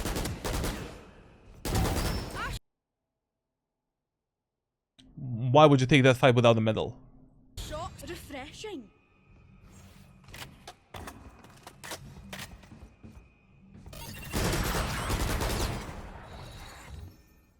Drop in a smoke. One mid. Pretty good utility usage. Love it. 30 seconds Jet drop down, I think. left. Trip, good trip. One enemy Yeah, remaining. shit. Enemy spotted mid. If there was one scenario where you could have used this ability, it was this one. Killjoy is fully stuck here, you know, she's close, like, Yoru is gonna engage her, like, drop that fucking ability, get those HP down, pressure her to make some kind of a misplay, and kill her with your teammate. Instead of taking this type of a clean fight. You know? Like, you can misguide the Killjoy, like, make her think that you're going from the left side, like, do this, and now with the Yoru, just take this fight. Instead of isolating 1v1 and a 1v1. Overall, not bad, actually. Like, you really seem like a really good player. Like, just with a bit of training, a bit more consistency, and more playtime, I think you can reach Immortal easily. Like, literally easily in this game. But I want to see attacker side first before any conclusions, because you do struggle more on attack rather than defense. Can't use that. Okay, now we have the attacker side of Icebox. So basically on the attack, your number 1 priority is A, number 2 B, number 3 mid. In the first 4 to 6 rounds, you want to organize your teammates to do fireman executes towards A and towards B. Touch the mid area of the map only as a last resort if your fireman executes on A and B are actually not working. Mid area of the map you usually want to use as a lurking tool, flanking tool, and, you know, if nothing is working, you can default, destroy the Killjoy's utility on mid, and then decide what to do next. Basically, on Icebox, generally speaking, against this team composition, the best idea is doing 3 times fireman execute on A, and then in a fourth round, doing some kind of fake or basically like changing things up a bit. Now, if you're going A in the first round, you have two buy options. You can go for the ghost and pick me up. One smoke is more than enough. Like, all you need to smoke is the screens and CT right here. You can also go for the classic light shield, two smokes and pick me up. You have two options when it comes to your pathing. If you have a ghost, you can contest enemies from the belt, and basically from the belt try to clear all of these angles one at a time together with your teammates and move in together with your allies. Option number two, if you have a classic, just drop down here, from this position clear this spot, and then as your teammates are pathing into the site, same as with any other agent in the game, you want to prioritize pushing the A site from the pipes, from the belt, and on top of the 410 generator. Taking the ropes, ending up on this position, and from this spot, taking the site together with your teammates. Basically, when you want to take the ropes and when you want to end up on 410 generator, as your teammates are starting to basically do this. Now, on Icebox, like, pathing is very important. Crosshair placement is mega important. And, of course, like, you want to be able to pick up every fight that your teammates are picking at that moment of time. So let's see what you're going to do and how you're going to, you know, play this round.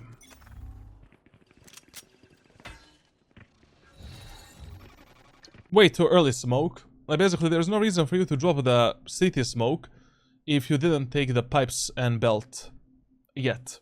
It's just a waste of a smoke at that point. Essentially, you know, smoke is gonna expire by the time that we end up on the bomb site.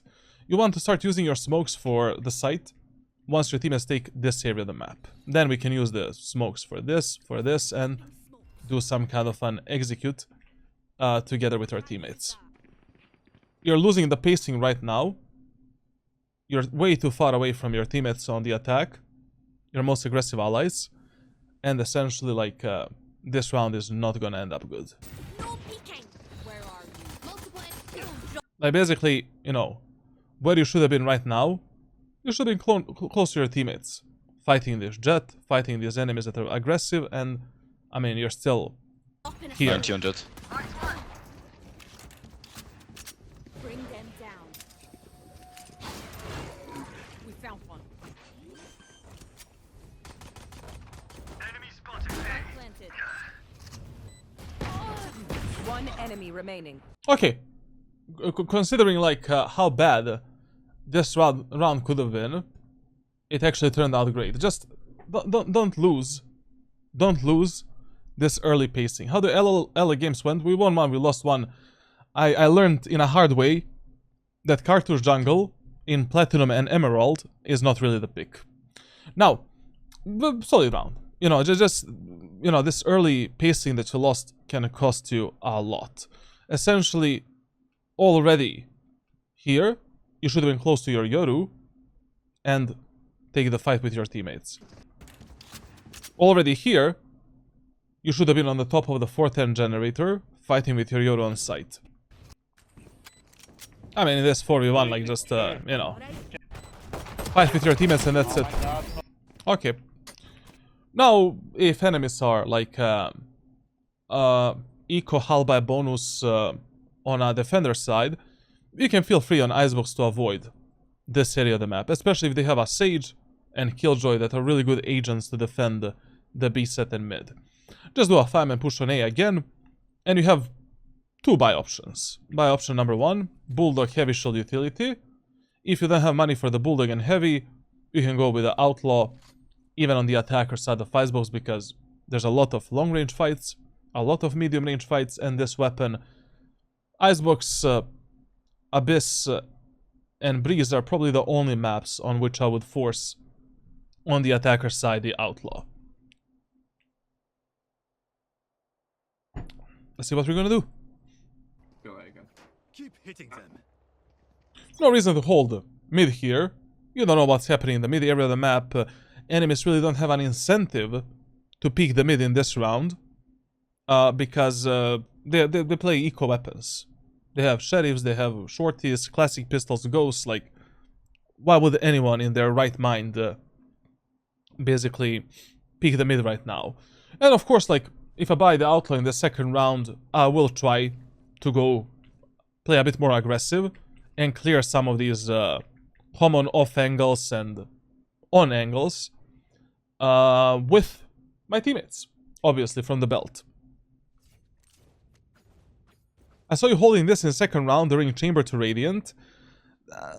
That's the problem. Like, that is why I'm never gonna do any series up to Radiant ever again. Because your playstyle below Immortal 3 and above Immortal 3 is different for 40%. Now, what I do in high-low lobbies, a lot of the times is not something I would do in a low elo and medium elo. Because I can trust my Radiant teammates to do something alone. You know, I'm playing with players that are either better than me or on my skill level. I very rarely, like in a top 500 lobby, I'm gonna get a player that is worse than me. Like, that's almost impossible. Like, I mean, it happens, but you need to be, you know, very bad. Because I'm already, right now, the bikini bottom of Radiant.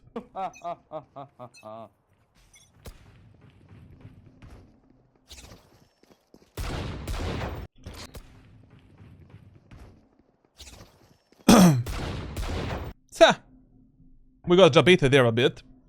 To be honest, I don't know what Killjoy did there, but okay, fine. By the way, this angle is fine to hold. Like, you know, usually if you're holding mid, you want to hold the mid either from this position or from this position here, where you can, you know, drop down, hide, reset yourself, and go for this. What's a bigger gap in skill? Diamond 1, Immortal 1, or Immortal 1 Radiant? Immortal 1 Radiant by a lot. Like, by a lot. Like, that's why I will probably never do any Radiant series ever again. At least not on stream. So I'm probably gonna play on my main account off stream. Because right now, as we are doing this Omen to Radiant series, I realized how bad actually are Ascendant and Immortal players up to 400 rank rating. I mean, generally, my whole coaching and public videos and everything that I'm doing during the VOD reviews is focused on ranks in between Iron 1 and Immortal 3 400 rank rating. Like, I don't know, these players are just terrible compared to a real Radiant player. Like, there's so many gaps that you can abuse, so many misplays. Your teammates also, only God knows who you're playing with. Can't use that. Drop in a smoke. Diamond 1 to Immortal 1 is like almost identical to like Gold 1 to Diamond 1.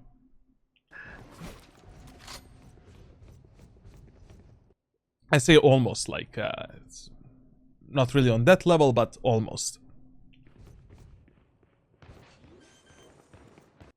Now listen, like what you're doing in this round is okay.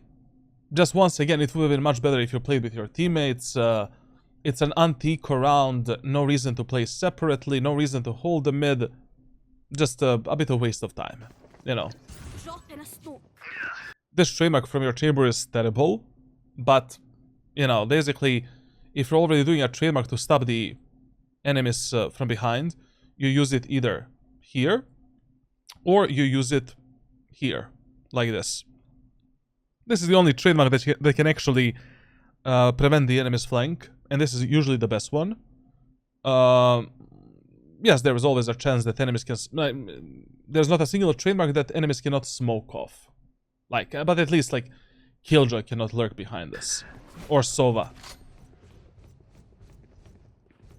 And here, like, you know, since your teammates already took the bomb site control, I mean, obviously, my brain is done.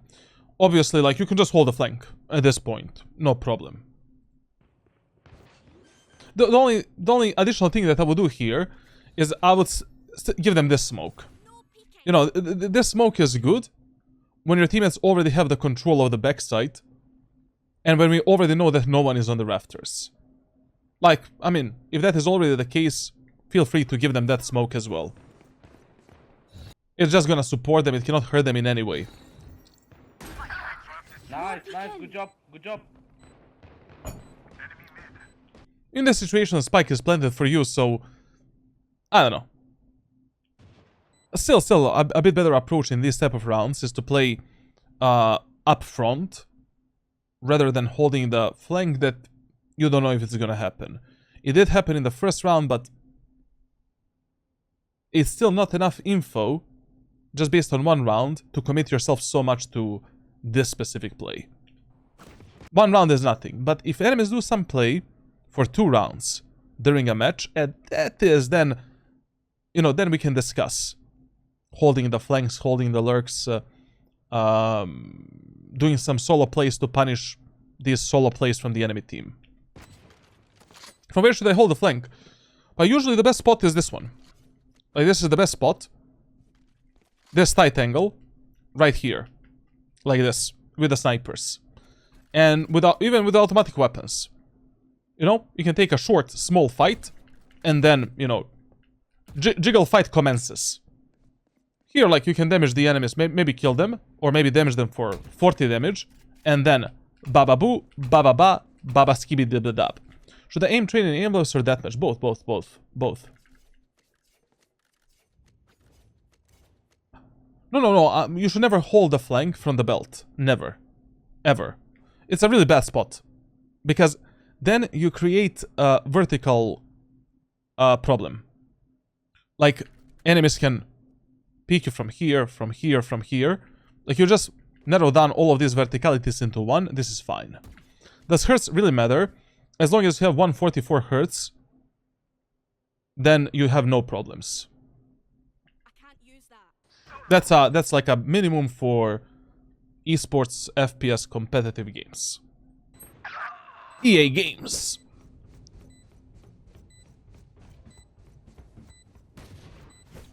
Fake teleport. I don't know why you're playing. I don't know why are you playing aggressively now. I mean, you cannot help that fade from any safe position. Spike is planted for you anyways. It would have been, like, if you already decided to play this passive, it would have been totally fine if you just said fuck it and just play from the belt the rest of this round. Anyway, Spike is planted for you. Like, I mean, right now you lost because you didn't play aggressively at the start. You lost all of the good angles from which you can help the Fade and Yoru and fight with them. But to be honest, even right now, you know, the best position that we can hold and play, even with the Outlaw, would be something like this. Like from these boxes. Like, I would take these ropes, fuck the 410, get on this position, and from this spot try to kill the enemies going through CT, or, even better, maybe holding the enemy's push on the right side.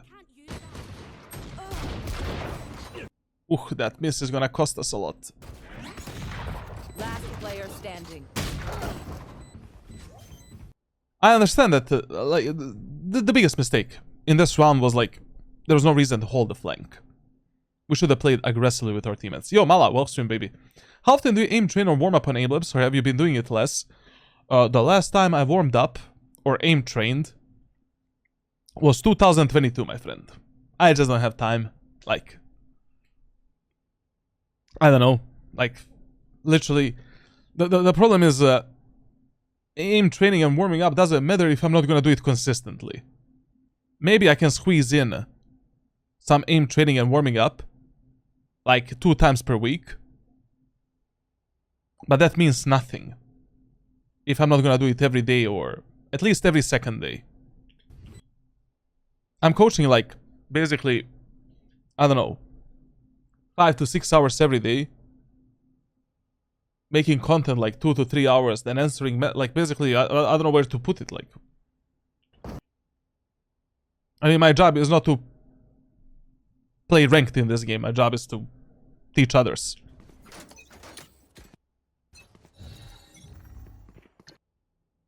Now listen, in this next round, you should go A again. Anyways, it's an eco round. Even on A side, we can close the gap with the enemies. Maybe even better than on the B side.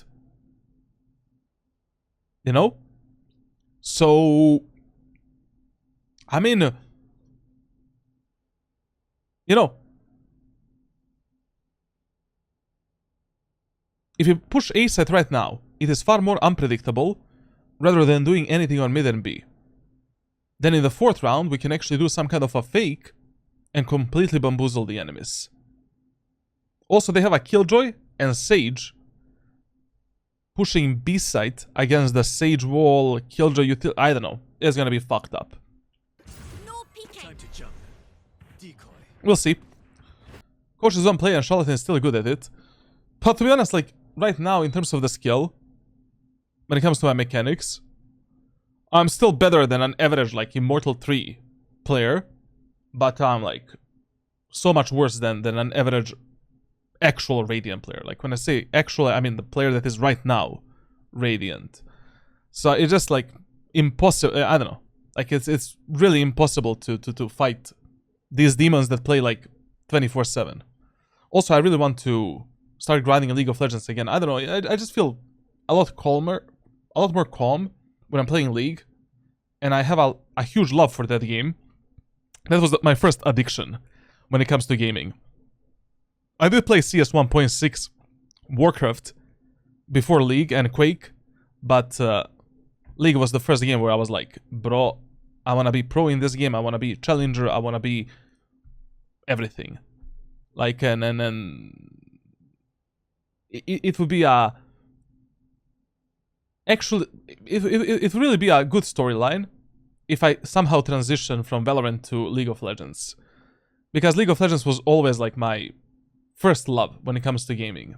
Competitive gaming, like. That's the game where I learned a lot how to coach players, how to actually be good at the game, develop that hard, try-hard mindset, like no surrendering, you know. Where are you? Now listen, don't get me wrong. In eco rounds, you can do some kind of a place like this. To test the enemies, to see how they respond, and what type of setups they have. In like different parts of the map. Bring them down.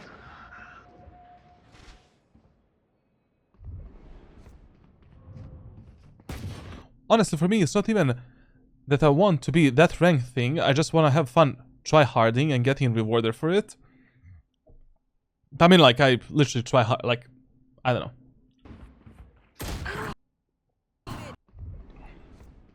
Now listen, this specific round, there isn't really any better way that you could have played it. You know, angle clearing here can be much better, obviously. Like, you need to take your time, actually, to clear these positions. Like, for example, on this spot, there is this very good off angle, and this off angle, that I like to take. And, essentially, like, you need to go in and out, in and out, in and out, and be ready for a fight here and here, here, and here as well.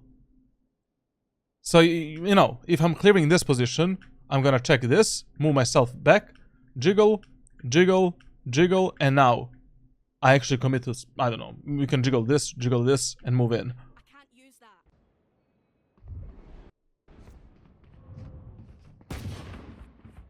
Like, and also, like, actually the main mistake you made here is clearing this angle, where you're in the angle perception disadvantage only with one key. Like, that is something that you can never do in Valorant.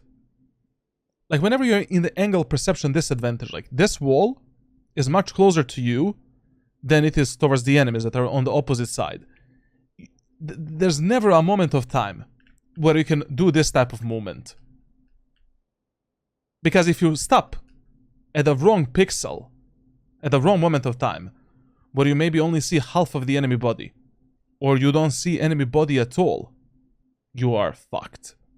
Like, these type of angles, you always need to clear with the jiggle peek. Or jump spot the enemies, or just swing it.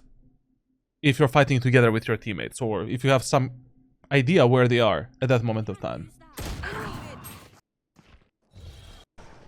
One enemy remaining. Spike. Last player standing. Okay, a solid smoke there to support the One enemy remaining. Jet. I got the spike.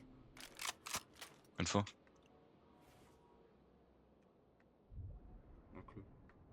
pretty good, pretty good, pretty good. No peeking. Okay, now this round is the round that tells us, yes, this enemy Clove likes to lurk a lot. And now we need to be more careful about these lurks and flanks. But whenever you're, like, your main priority should always be playing with your team close enough to your teammates while still watching the flank and lurk.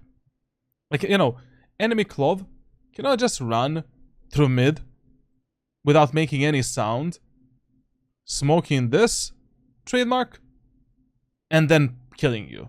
She is gonna need at least like 20 seconds, 15 seconds, maybe even more. So just keep in mind the timings that enemies need to do this type of plays. If you don't know the exact timings, enemies cannot be behind you in the first like 15 seconds as you're pushing the A site. Or, you know, B site.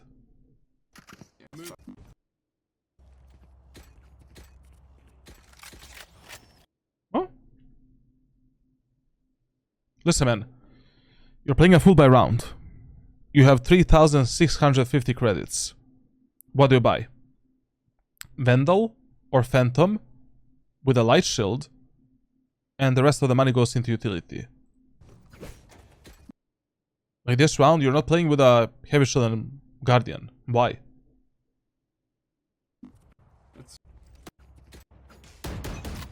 Or God forbid, Bulldog. Why? Anyways, you're playing Clove. You get an assist. You're already at the full HP.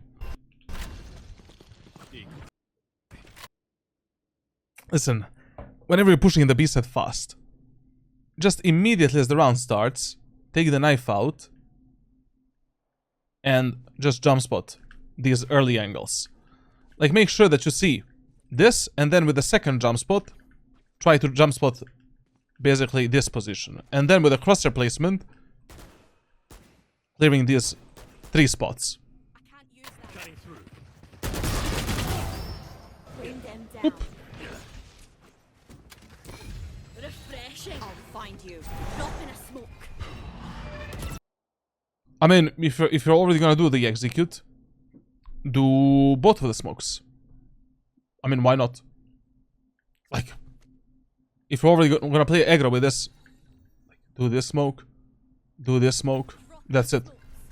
Now we can fight. If enemy is backside, medal, let's take a fight. I mean, right now I would probably go for this and smoke here.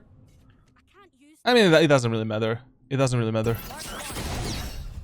Like, we should have had a smoke, at least for something. If you already have 2 smokes.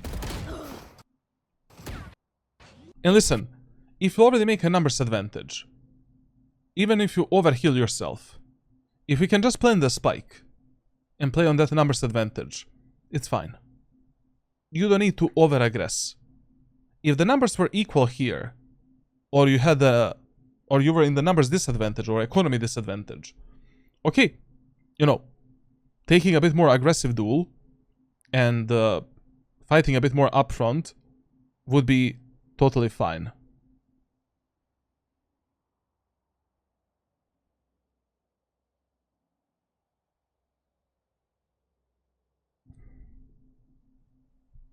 But here, like, you know, you're 5v4, 5v4, you have a medal, you have 2 smokes, you have a trip for the flank, enemies don't have a smoke to cross that trip. I mean, they have the jet, but whatever. I don't know. This is unnecessary over-aggression.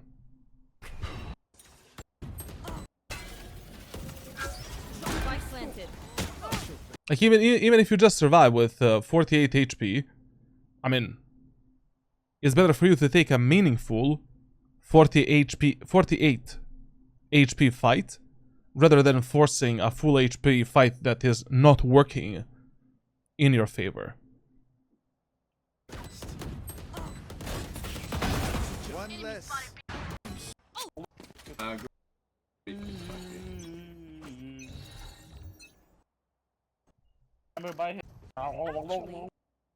Listen, like, as I said, whenever enemies have a bit lower economy, just go A. But to be honest, in this round, they're gonna force 100%. Like, I mean, the Jet has the ultimate. To be fair, like, you know, when you play the first 4 rounds on any map, and you test these 5-man executes, first thing you should ask yourself, are we able to take the map control without any real hustle? Like, are we able to end up on the site, plant the spike, without any real problems? If the answer is yes, just keep doing that. Like, try it for at least a few more rounds. When we were going A, no problemo. When we were going B, no problemo. Enemies were not fighting that aggressively. And generally speaking, they didn't seem that good. Keep doing it. Never mind. Yeah. Drop in a smoke. Get out of my way. Now listen, whenever you see this type of smoke, expect a guy with a shotgun in your anal cavity. Tell your Sova to drone it. Tell your Sova to do the dart. Tell your Fate to use the dog. I am 99% positive. Right now, someone is in your anal cavity here with a shotgun. Maybe you can drop a medal inside of it and then do some random spam. But I would personally not enter it myself first, unless I have the ultimate. Cutting through. Where are you? This reveal doesn't do anything. You should have asked for the doggy dog.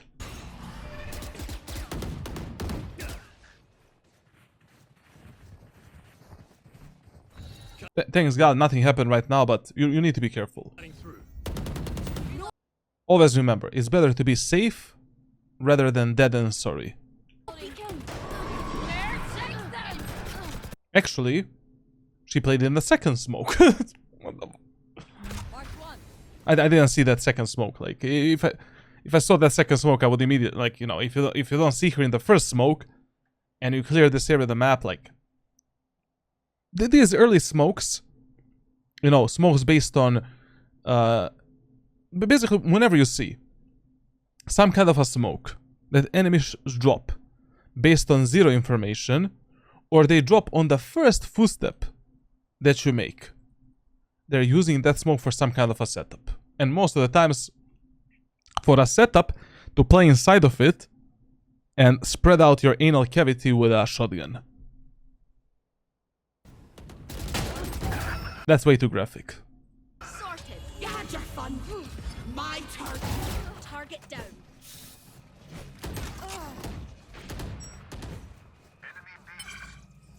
I don't know, like this round, like, you know, you should have organized your teammates a bit better.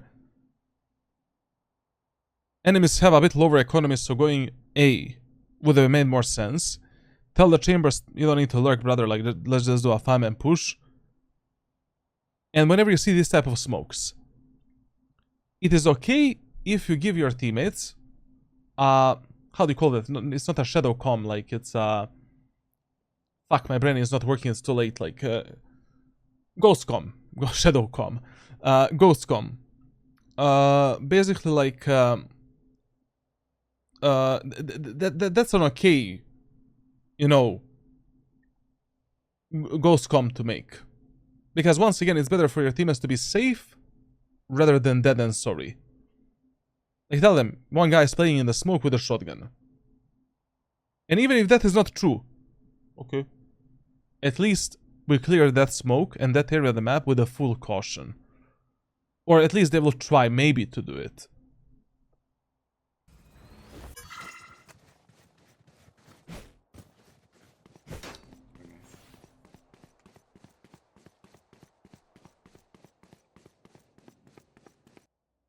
I mean, just crossing this area of the map while the enemies can be mid with a knife out, not really the best idea. I mean, if you have no idea where the enemy is, you can run with a knife, and then when you're already here, you pull out your gun and, you know, we need to clear this. But usually when you're rotating from B to a much better pathing is if you're going from this spot here. And from this position, you're actually clearing the mid. Clearing this, then from this position, clearing under mid, dropping down, and then moving like this. It will take you 1-2 seconds more, but the benefit is like enemies here don't hear your footsteps, and also like, you know, we can actually take these off angles to clear this spot, and then, you know, this is something you just need to clear with a regular crosshair placement and positioning. Can you deploy Omen smokes faster if you press R and place it that way? I hear many people saying that. Brother. You mean in this... like this?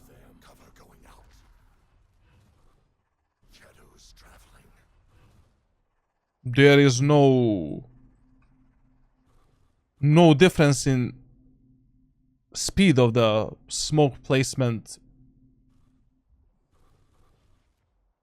There's no difference, essentially. 30 seconds left. Thrifty. I mean, I never actually tested that, but there should be no difference. It doesn't make sense that one method is faster. Drop in a smoke. Here, I would actually take the orb. Maybe we can still win this round with the ultimate. Was it okay to take the orb in B-man? Absolutely. Anyways, you're 2v4. Like, we will have to win this round by fighting the enemies. So taking that ult orb, muy bien. Smoking good. And even taking this orb. Is ready. One behind. But here, listen. Always remember that as long as you have time to plant the spike, you don't need to plant the spike. 38 seconds is more than enough to win this round. To either win this round or to plant the spike. Like, enemies are already close to us. If our chamber dies, we cannot use the ultimate. So basically, we need to fight right now. You should have basically faked the plant, see what is the enemy's response gonna be, and then like basically plant the spike. One behind.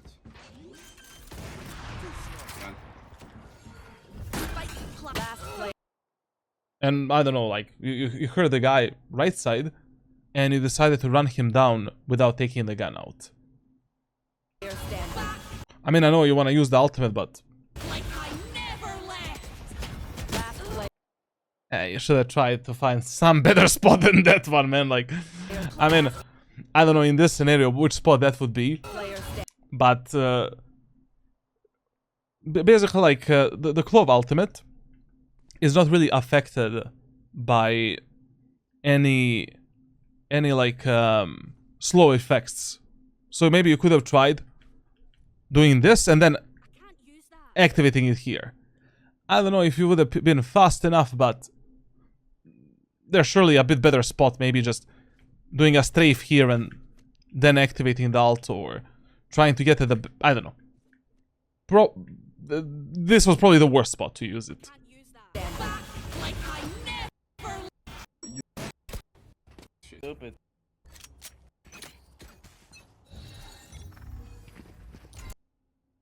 Same shit. Instant smoke. We expect early fights. bring them down. Time to jump. Reloading.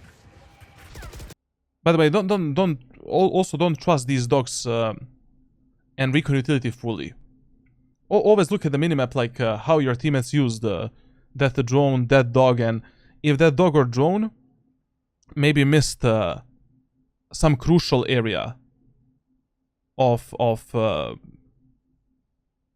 that smoke or that specific part of the map.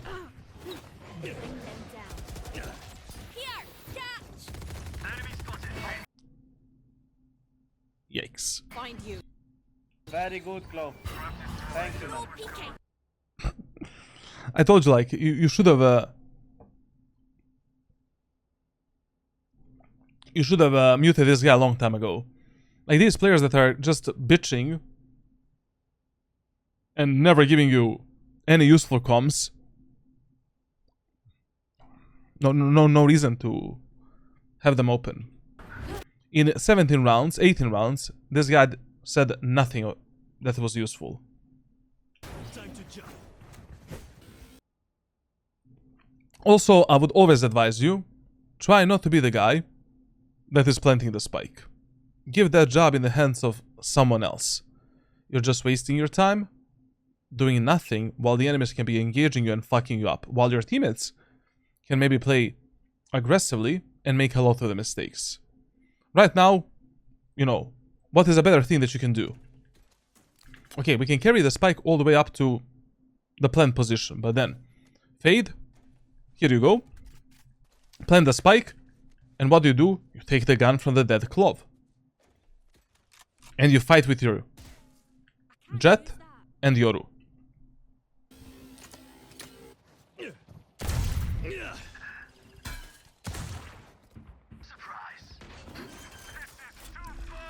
One. And always remember, if enemies are already on site, your teammates are gonna pick up the fight. Fuck the spike plant. You need 4 seconds to plant the spike. 4 seconds. And you have 1 minute and 12 seconds. Everything is good. Everything is fine. Enemy You can take this fight, finish with it, and then plant the spike when everything is silent. remaining. My ultimate plant. Peek in. Maybe fine. You motherfucker. I mean, it's 4v1, like. Am I on Mars for thinking Gecko should be used more on this map? Gecko is really good on Icebox. Like, I would probably use him more instead of Sova if I'm playing in lobbies below Ascendant 1. Even in Ascendant like low Immortal, I would use him more than Sova. Like, if you give me Sova or Gecko up to Immortal 3, I'll choose Gecko personally. Because spike plants on Icebox are always like a fucking snooze fest. And Gecko's Flash and Molly are, I mean, obviously not on the same level as Sova's utility, but does it even matter up to Immortal 3?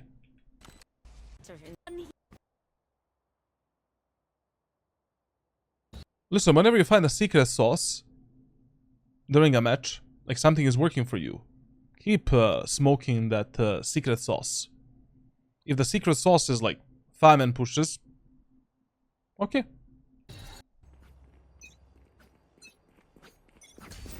You can do this. You can do this smoke on mid every single round, because generally, like, if you don't have a very specific execute in mind, or you don't need to use 2 smokes on the A side, you can always, at the start of the round, use 1 Omen, Astra, Clove smoke here.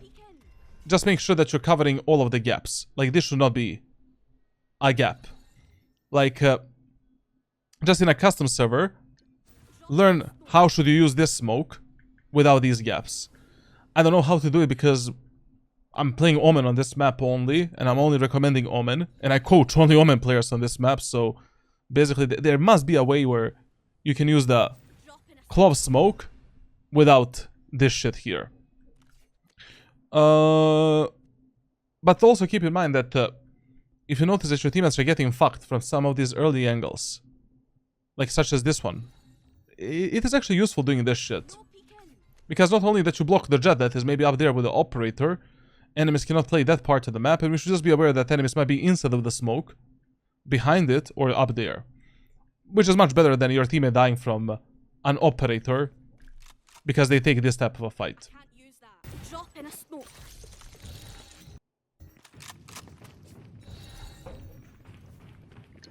No peeking. I'll find you. Decoy. Cutting through. On my trap. Listen, please don't never overlook this off angle here. Like, this is one of the most powerful off angles that you can abuse. Like when you're playing in the lobbies below Ascendant Immortal, because players never check it. Clear that first with the crosshair placement and then pull out the utility and do whatever you want to do. Can't use that. Bring that. Also, your smoke for CT is way too fast. Like, now we should be using the smoke for CT. By the time that we enter on site, this smoke is gonna last only 4 seconds, 5, I don't know, maybe even less. They're blind with fear. Nowhere to run. You show that off angle, but it's pretty simple. Like, I mean, you know, this should usually be your second or third position when you're defending a set of Icebox. Because, like, I've never seen anyone below, I don't know. Even a lot of Immortal players are on they don't just respect this angle enough to clear it. I can't use that. Especially when you have the op, like it's a free kill on the people going through belt.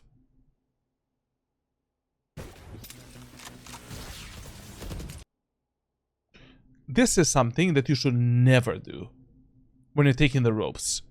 So, one of the worst things you can do when you're taking the ropes is, okay, in this scenario, if your teammates are already here and backside, okay, we can go all the way into the tower. But you should never take the ropes where you do this, because you're not ready with your gun, with your accuracy, to take this type of a fight. It's just stupid. No reason to do that. It's much better if you jump on the box. On this position, enemy don't see your shoulder or what, they don't see your body. And now we can just go for a jiggle pick and be ready for that fight actually. I can't use that. 120 Clove, nice jet. Planted.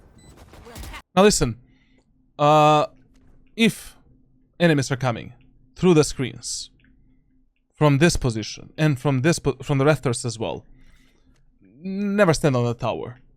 Usually you want to take this type of an angle to kill the enemies that are going through the rafters. Very rarely I saw someone, you know, clearing these positions with the proper crosshair placement, or just for like a brief moment of time, just focus on the enemies in front of you here and take this as a cover and isolate this fight with your teammates, with the enemies. No, man. Why you can't see him Heal. on Very good. 120 Clove.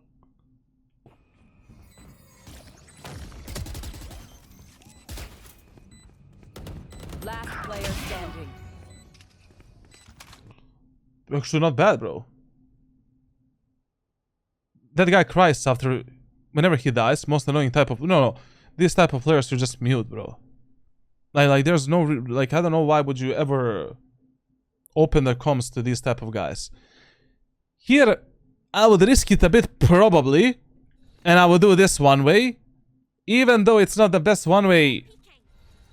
That's a no way smoke I did right now. It's not really the best because enemies can take the ropes and fuck us from above.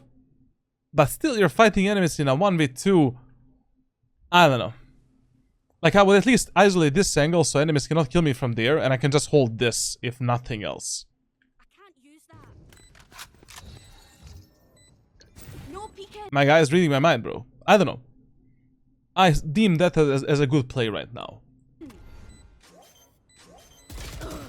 Because you need to isolate these 1v1 fights, and there's no other way of doing it. delay your smokes a bit as you're executing the bomb sites. Try to speed up a bit more. You're losing a lot of the time when you're going through the belt and when you're using utility. You need to like speed up a bit more.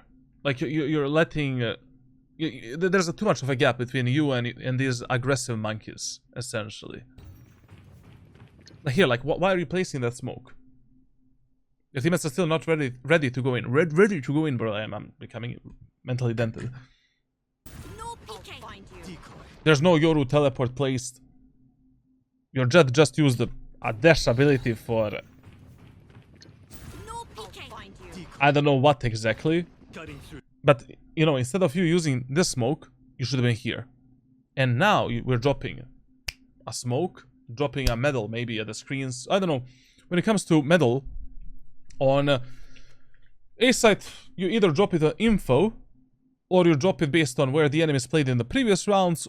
And if, you know, you don't know exactly where are the enemies, you can feel free to track it down, you know, in a spot like this. It's okay, to be honest. Or you can just drop it to prevent the enemies from peeking something. You know, if you're scared about the rafters peek, like, just do this as you're taking the space. It's fine. You know, or you can just save it, like, if you really don't wanna waste it. Bring them 100 Play. What? branded. Let's try A. Wait, branded. drop in a smoke. Figure out in a custom server, like, I mean, we can do it right now, to be honest. Like, there must be a way. Is there a way to do this? So, this is the entrance, right? No, that's not the entrance. Like, the entrance of this is here. So, something like that. In a smoke. But this is it, basically. Yeah, fuck me in the ass, like. There must be a way, man. There's no way that this is... I mean, we can do it with Omen, why not with a Clove smoke? No peeking. This is it. Essentially, like, you know, it's a perfect trial and smoke without the too big of a gap where the enemies can actually, you know, I highly doubt that an enemy is gonna come all the way here and look through this gap, or that one enemy is gonna come all the way here and look through the gap here. So this should be a perfect, like, trial and smoke, just in a custom server, you know, like, find some kind of a lineup for this. I don't know. Like, Can't use that. I'll handle this. Absolutely branded. No one close, no one close. No one close. Free side, guys. Free side, they stuck B. listen, like, if enemies are already playing off-site and you have a free site, if you have one smoke, either drop it for the CT or for the tower, Dropping smokes. and that's it. I can't use that. Where are you? My dude edited this part of the clip, bro. Like, there's no fucking way. If I had this VOD a bit louder, I would have probably died, bro. If I was actually super focused right now, I would have probably died from this. Guys, free side, they stuck B. Where are you? This is a bit unlucky. I don't know what to say. Like, I mean, Yoru really went through the whole site. And also, as I was looking at the minimap, you know, No one close, no one close. it's not that many off angles and common. Like, the only spot where he can be No one close. Free side, guys. was like this position here. The tower and maybe wrapping the Yoru from here. So, I don't know, man. Like this is just one of these rounds where you're like, why the fuck did I trust this guy? Free side, they stuck B. Where are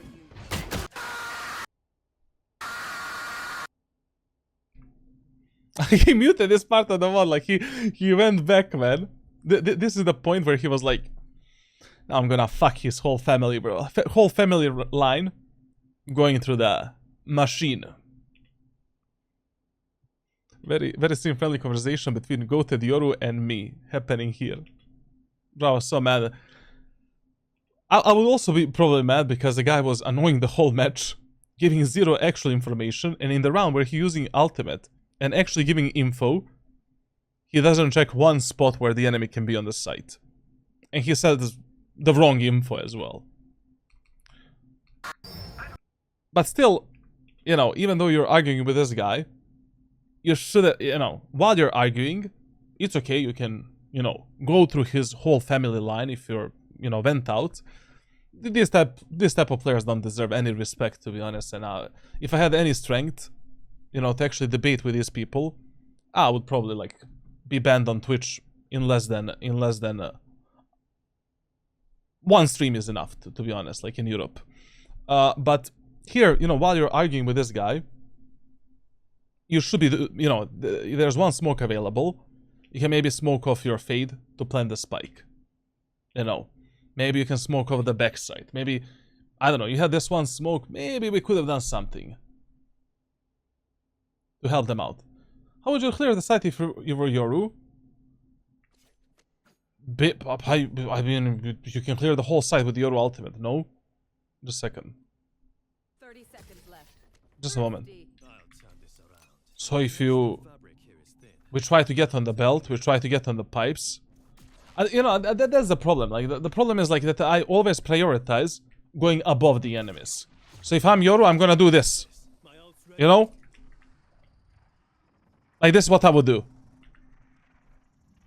if I'm Yoru. Because I always teach players, like, that you should go from above.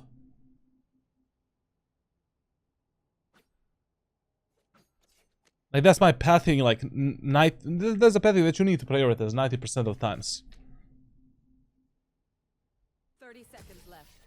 Oh, shite, I can't use that. You know, I could just outlive them. Find a way through them. Nah, bullets are quicker. Listen, in this round, for an example, a fake would be good. But I totally understand that your teammates don't want to listen. So I would just call for a 5-man push B. You know, when you see that you cannot really speed up with your teammates, you cannot catch them, they're making a lot of the mistakes on one side, okay. Let's try to do maybe something that worked previously. Anyways, you know that only Clove is defending B side. So that's already good enough info with Killjoy's utility. That's good enough info to actually like do a 5-man push on B. That's the route I see Extra play a lot most times. That is one problem. Like, I mean, that's very good. Then it's probably very good. Like, yeah, very nice. I mean, I don't really watch other players like play the game, so I don't know what other players do, but I just make my decisions and coaching based on trial and error and, you know, what actually works in this game. If Extra does it, probably it's good. Drop in a smoke. Probably. Cutting through. Enemy A. Decoy. But it is also a bit of your fault. I mean, your pacing is so slow. What is this, bro? You're walking here. Your teammates are running. This guy running. This guy running. This guy is dropping utility without any info in front of him. Use this guy as a drone. He is your drone. Run. Cutting through. Enemy A. Decoy. Like, already at this moment of time, you need to be above him. Now, Charlatan, how can I be above him? But how not? Like, you just start belt, drop down here, take the ropes on pipes, and that's it. Obviously, you should clear these angles a lot better than what I did right now, but I can't use that. Where are you? there's no way that you're on tower and this guy's already belt. Also, I mean, there's no also, like, Push! Champion, Have a kit. never do this on the top of the 410 generator. If you are the first guy crossing this area, when you're taking the ropes towards the 410, always take the ropes on the edge. Like, you don't want to be too much on the ropes, and you don't want to be overextending, where you're exposed from the here, from here, from here, here, here, here, and here. It's okay. One angle at a time. Get up here. Now be ready for a fight. Check the screens. Check this. Take this as a cover. You know, you can crouch here. Take the tower. Take the brief cover to see if anyone is gonna peek because you use the ropes. Nobody peeks. Check this. Check this. Let's start moving in. Then we take the ropes. Or actually, for this jump, you don't even need to take the ropes. You can just jump. Take this fight. But it would be a bit better if you take the ropes, because what you can do, you can essentially just detach yourself to clear this angle a lot faster. You can do this. And it's much better than, you know, you spend less time in the air instead of jumping like this. This is stupid, to be fair. Like, take the ropes without jump. Just detach yourself. Clear this angle, and now from this position, clear the tower, and the push continues with your teammates. Can't use that. Bring them down. You should run. Reloading. I will still plan the spike here, without any doubts. It's Icebox A site, like we can just go all the way back in the belt. But now, I don't know. We should be yelling to our teammates, hey guys, let's go back. Let's reset, let's reset. Someone flanked him. You had your fun. My turn. Ooh, poggers! Medal, medal, medal, medal. That's why we have a medal. Oh, you didn't plan the spike. I would have planned the spike here. I mean, there's no going back, to be honest. Like, when you have these teammates that are super aggressive, and there's no going back here. Enemies can be behind us, in front of us. They have a Killjoy's ultimate. Like, if you don't plan spike now, in this type of scenario, you're probably not planting the spike ever again. Especially 4v4 against the Sage ultimate. Someone flanked him. Last player standing. Don't be scared to take this type of fights. Like, in a 1v4, if I can isolate 1v1, I'm gonna take that 1v1.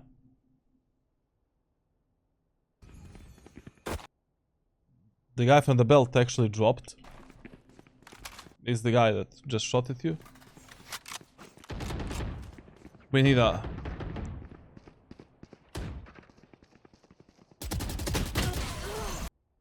We'll work on that. No staken. Jet branded baiting. 50 kills. If you already have mental identity teammates that don't know how to push A, try B. Because I mean, listen. Lurking... the problem in this match is that lurking and flanking with these teammates is not an option. They will 1,000,000% die before you even have a chance to punish one enemy on the opposite part of the map. You either speed up with them and use them as a drone and try to brute force your way in by just focusing on proper refrag game and giving the spike to someone else to plant. And we try to maybe like hit the opposite part of the map if already one part of the map is impossible to take because my teammates are just way too faster than me. They're playing like Jet, Vaylay, Yoru, and I cannot catch up to them. of baiting, bro. I can only mayonnaise them. Go peeking. What are you? Spike drop. I have the spike. Blocking sight. I'll find you. Drop in a smoke. Have one of these. Mega slow. Mega slow. Like, you need to speed up this a lot more. Like, I don't know. It just, you know, when you're doing VOD reviews on Icebox, it should be absolutely unacceptable for you that you're here and your Jet is down there. Use utility as you go with them. Use them as a human shield. Same as you do with Omen, essentially. Icebox is a really map where refrag potential is everything. Angle clearing is very important. Crosshair placement, proper pathing, initiating the executes together with your team. And in a chaotic environment of ranked solo queue, when your teammate, when sometimes you cannot control your teammates, you need to speed up. Find you. Drop in a smoke. Enemy A.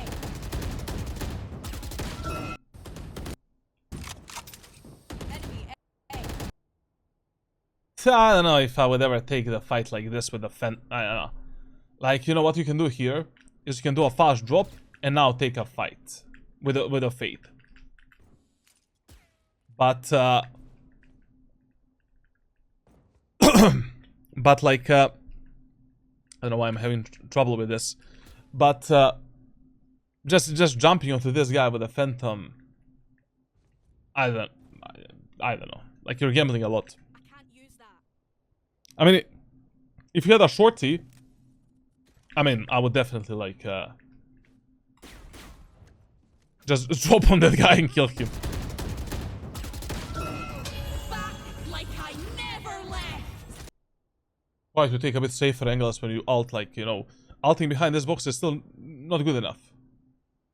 Enemies can easily spam it. It's okay, like, you saw that no one is, you know, covering this angle, unult here, and now we can maybe, you know, take the rope silently, try to fuck up these guys that are going to be running away from your ultimate because you're pressuring them with the ultimate to not fight you. I can't use that. See, they are just avoiding you. Last player standing. I mean, here, like, in this 1v3, the only thing you can do is become magically tense or aspis. And we became nobody. Oh, fucking Chamber. weird. Drain the chamber. Drop in a smoke. Bring them down. Yeah, go loose, dog. Even during the B main pushes, like, you need to practice this mentality of speeding up a bit. Like, you go as fast as your teammates wanna go. Basically, on Icebox. Like, this is really the map that where your teammates really force you to play in a with a specific pacing, because there's a lot of off angles, a lot of crossfire positions. Like, you know, executing bomb sets alone with a Clove is just impossible. But also, you don't want to be dead last. Bring them down. Nowhere to run.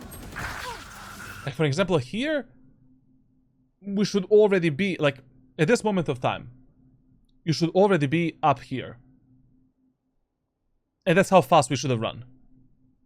And we see this angle, we check this position, Second to, but yeah, second to entry, basically, like, you know, like, a bit closer to these monkeys that are just running.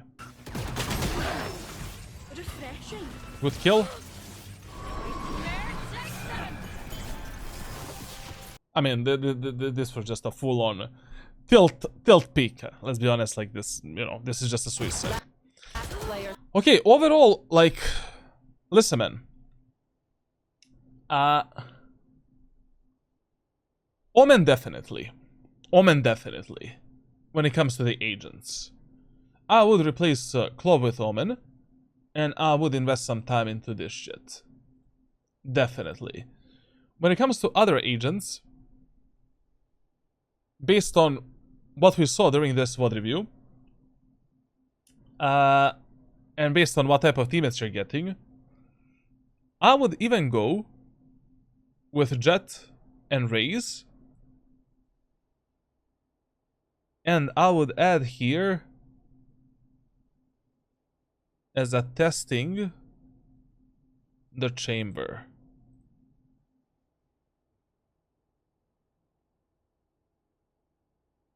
Okay, Astra definitely not, Breach definitely not, Brimstone definitely not, Chamber maybe, Clove no, Cypher definitely not, based on your playstyle, and strengths and weaknesses. Deadlock no, Fade no, Gecko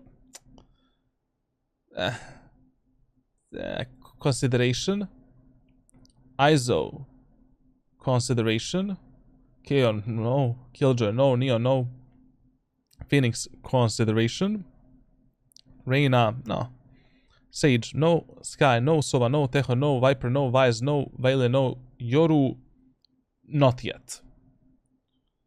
So basically, like, you know, this would be something that I would recommend you to try out in the following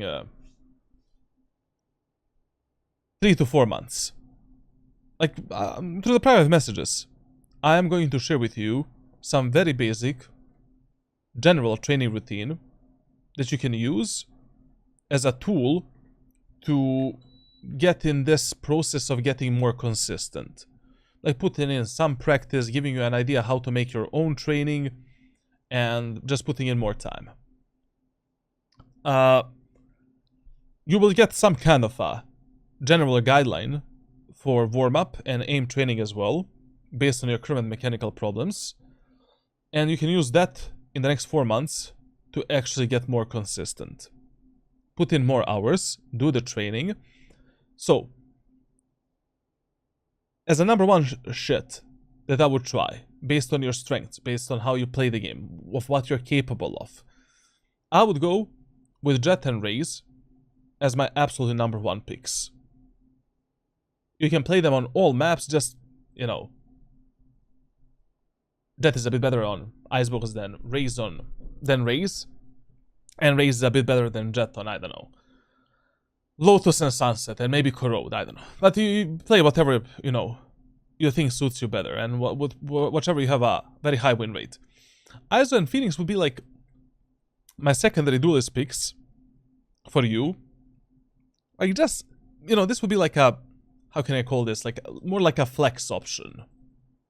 You know, like you feel mechanically really good that day. You're playing some kind of a simple map that is good for these agents. Like, you know, Iso on Icebox is great. For an example. Iso on Sunset is not bad as well. Phoenix on Lotus, amazing.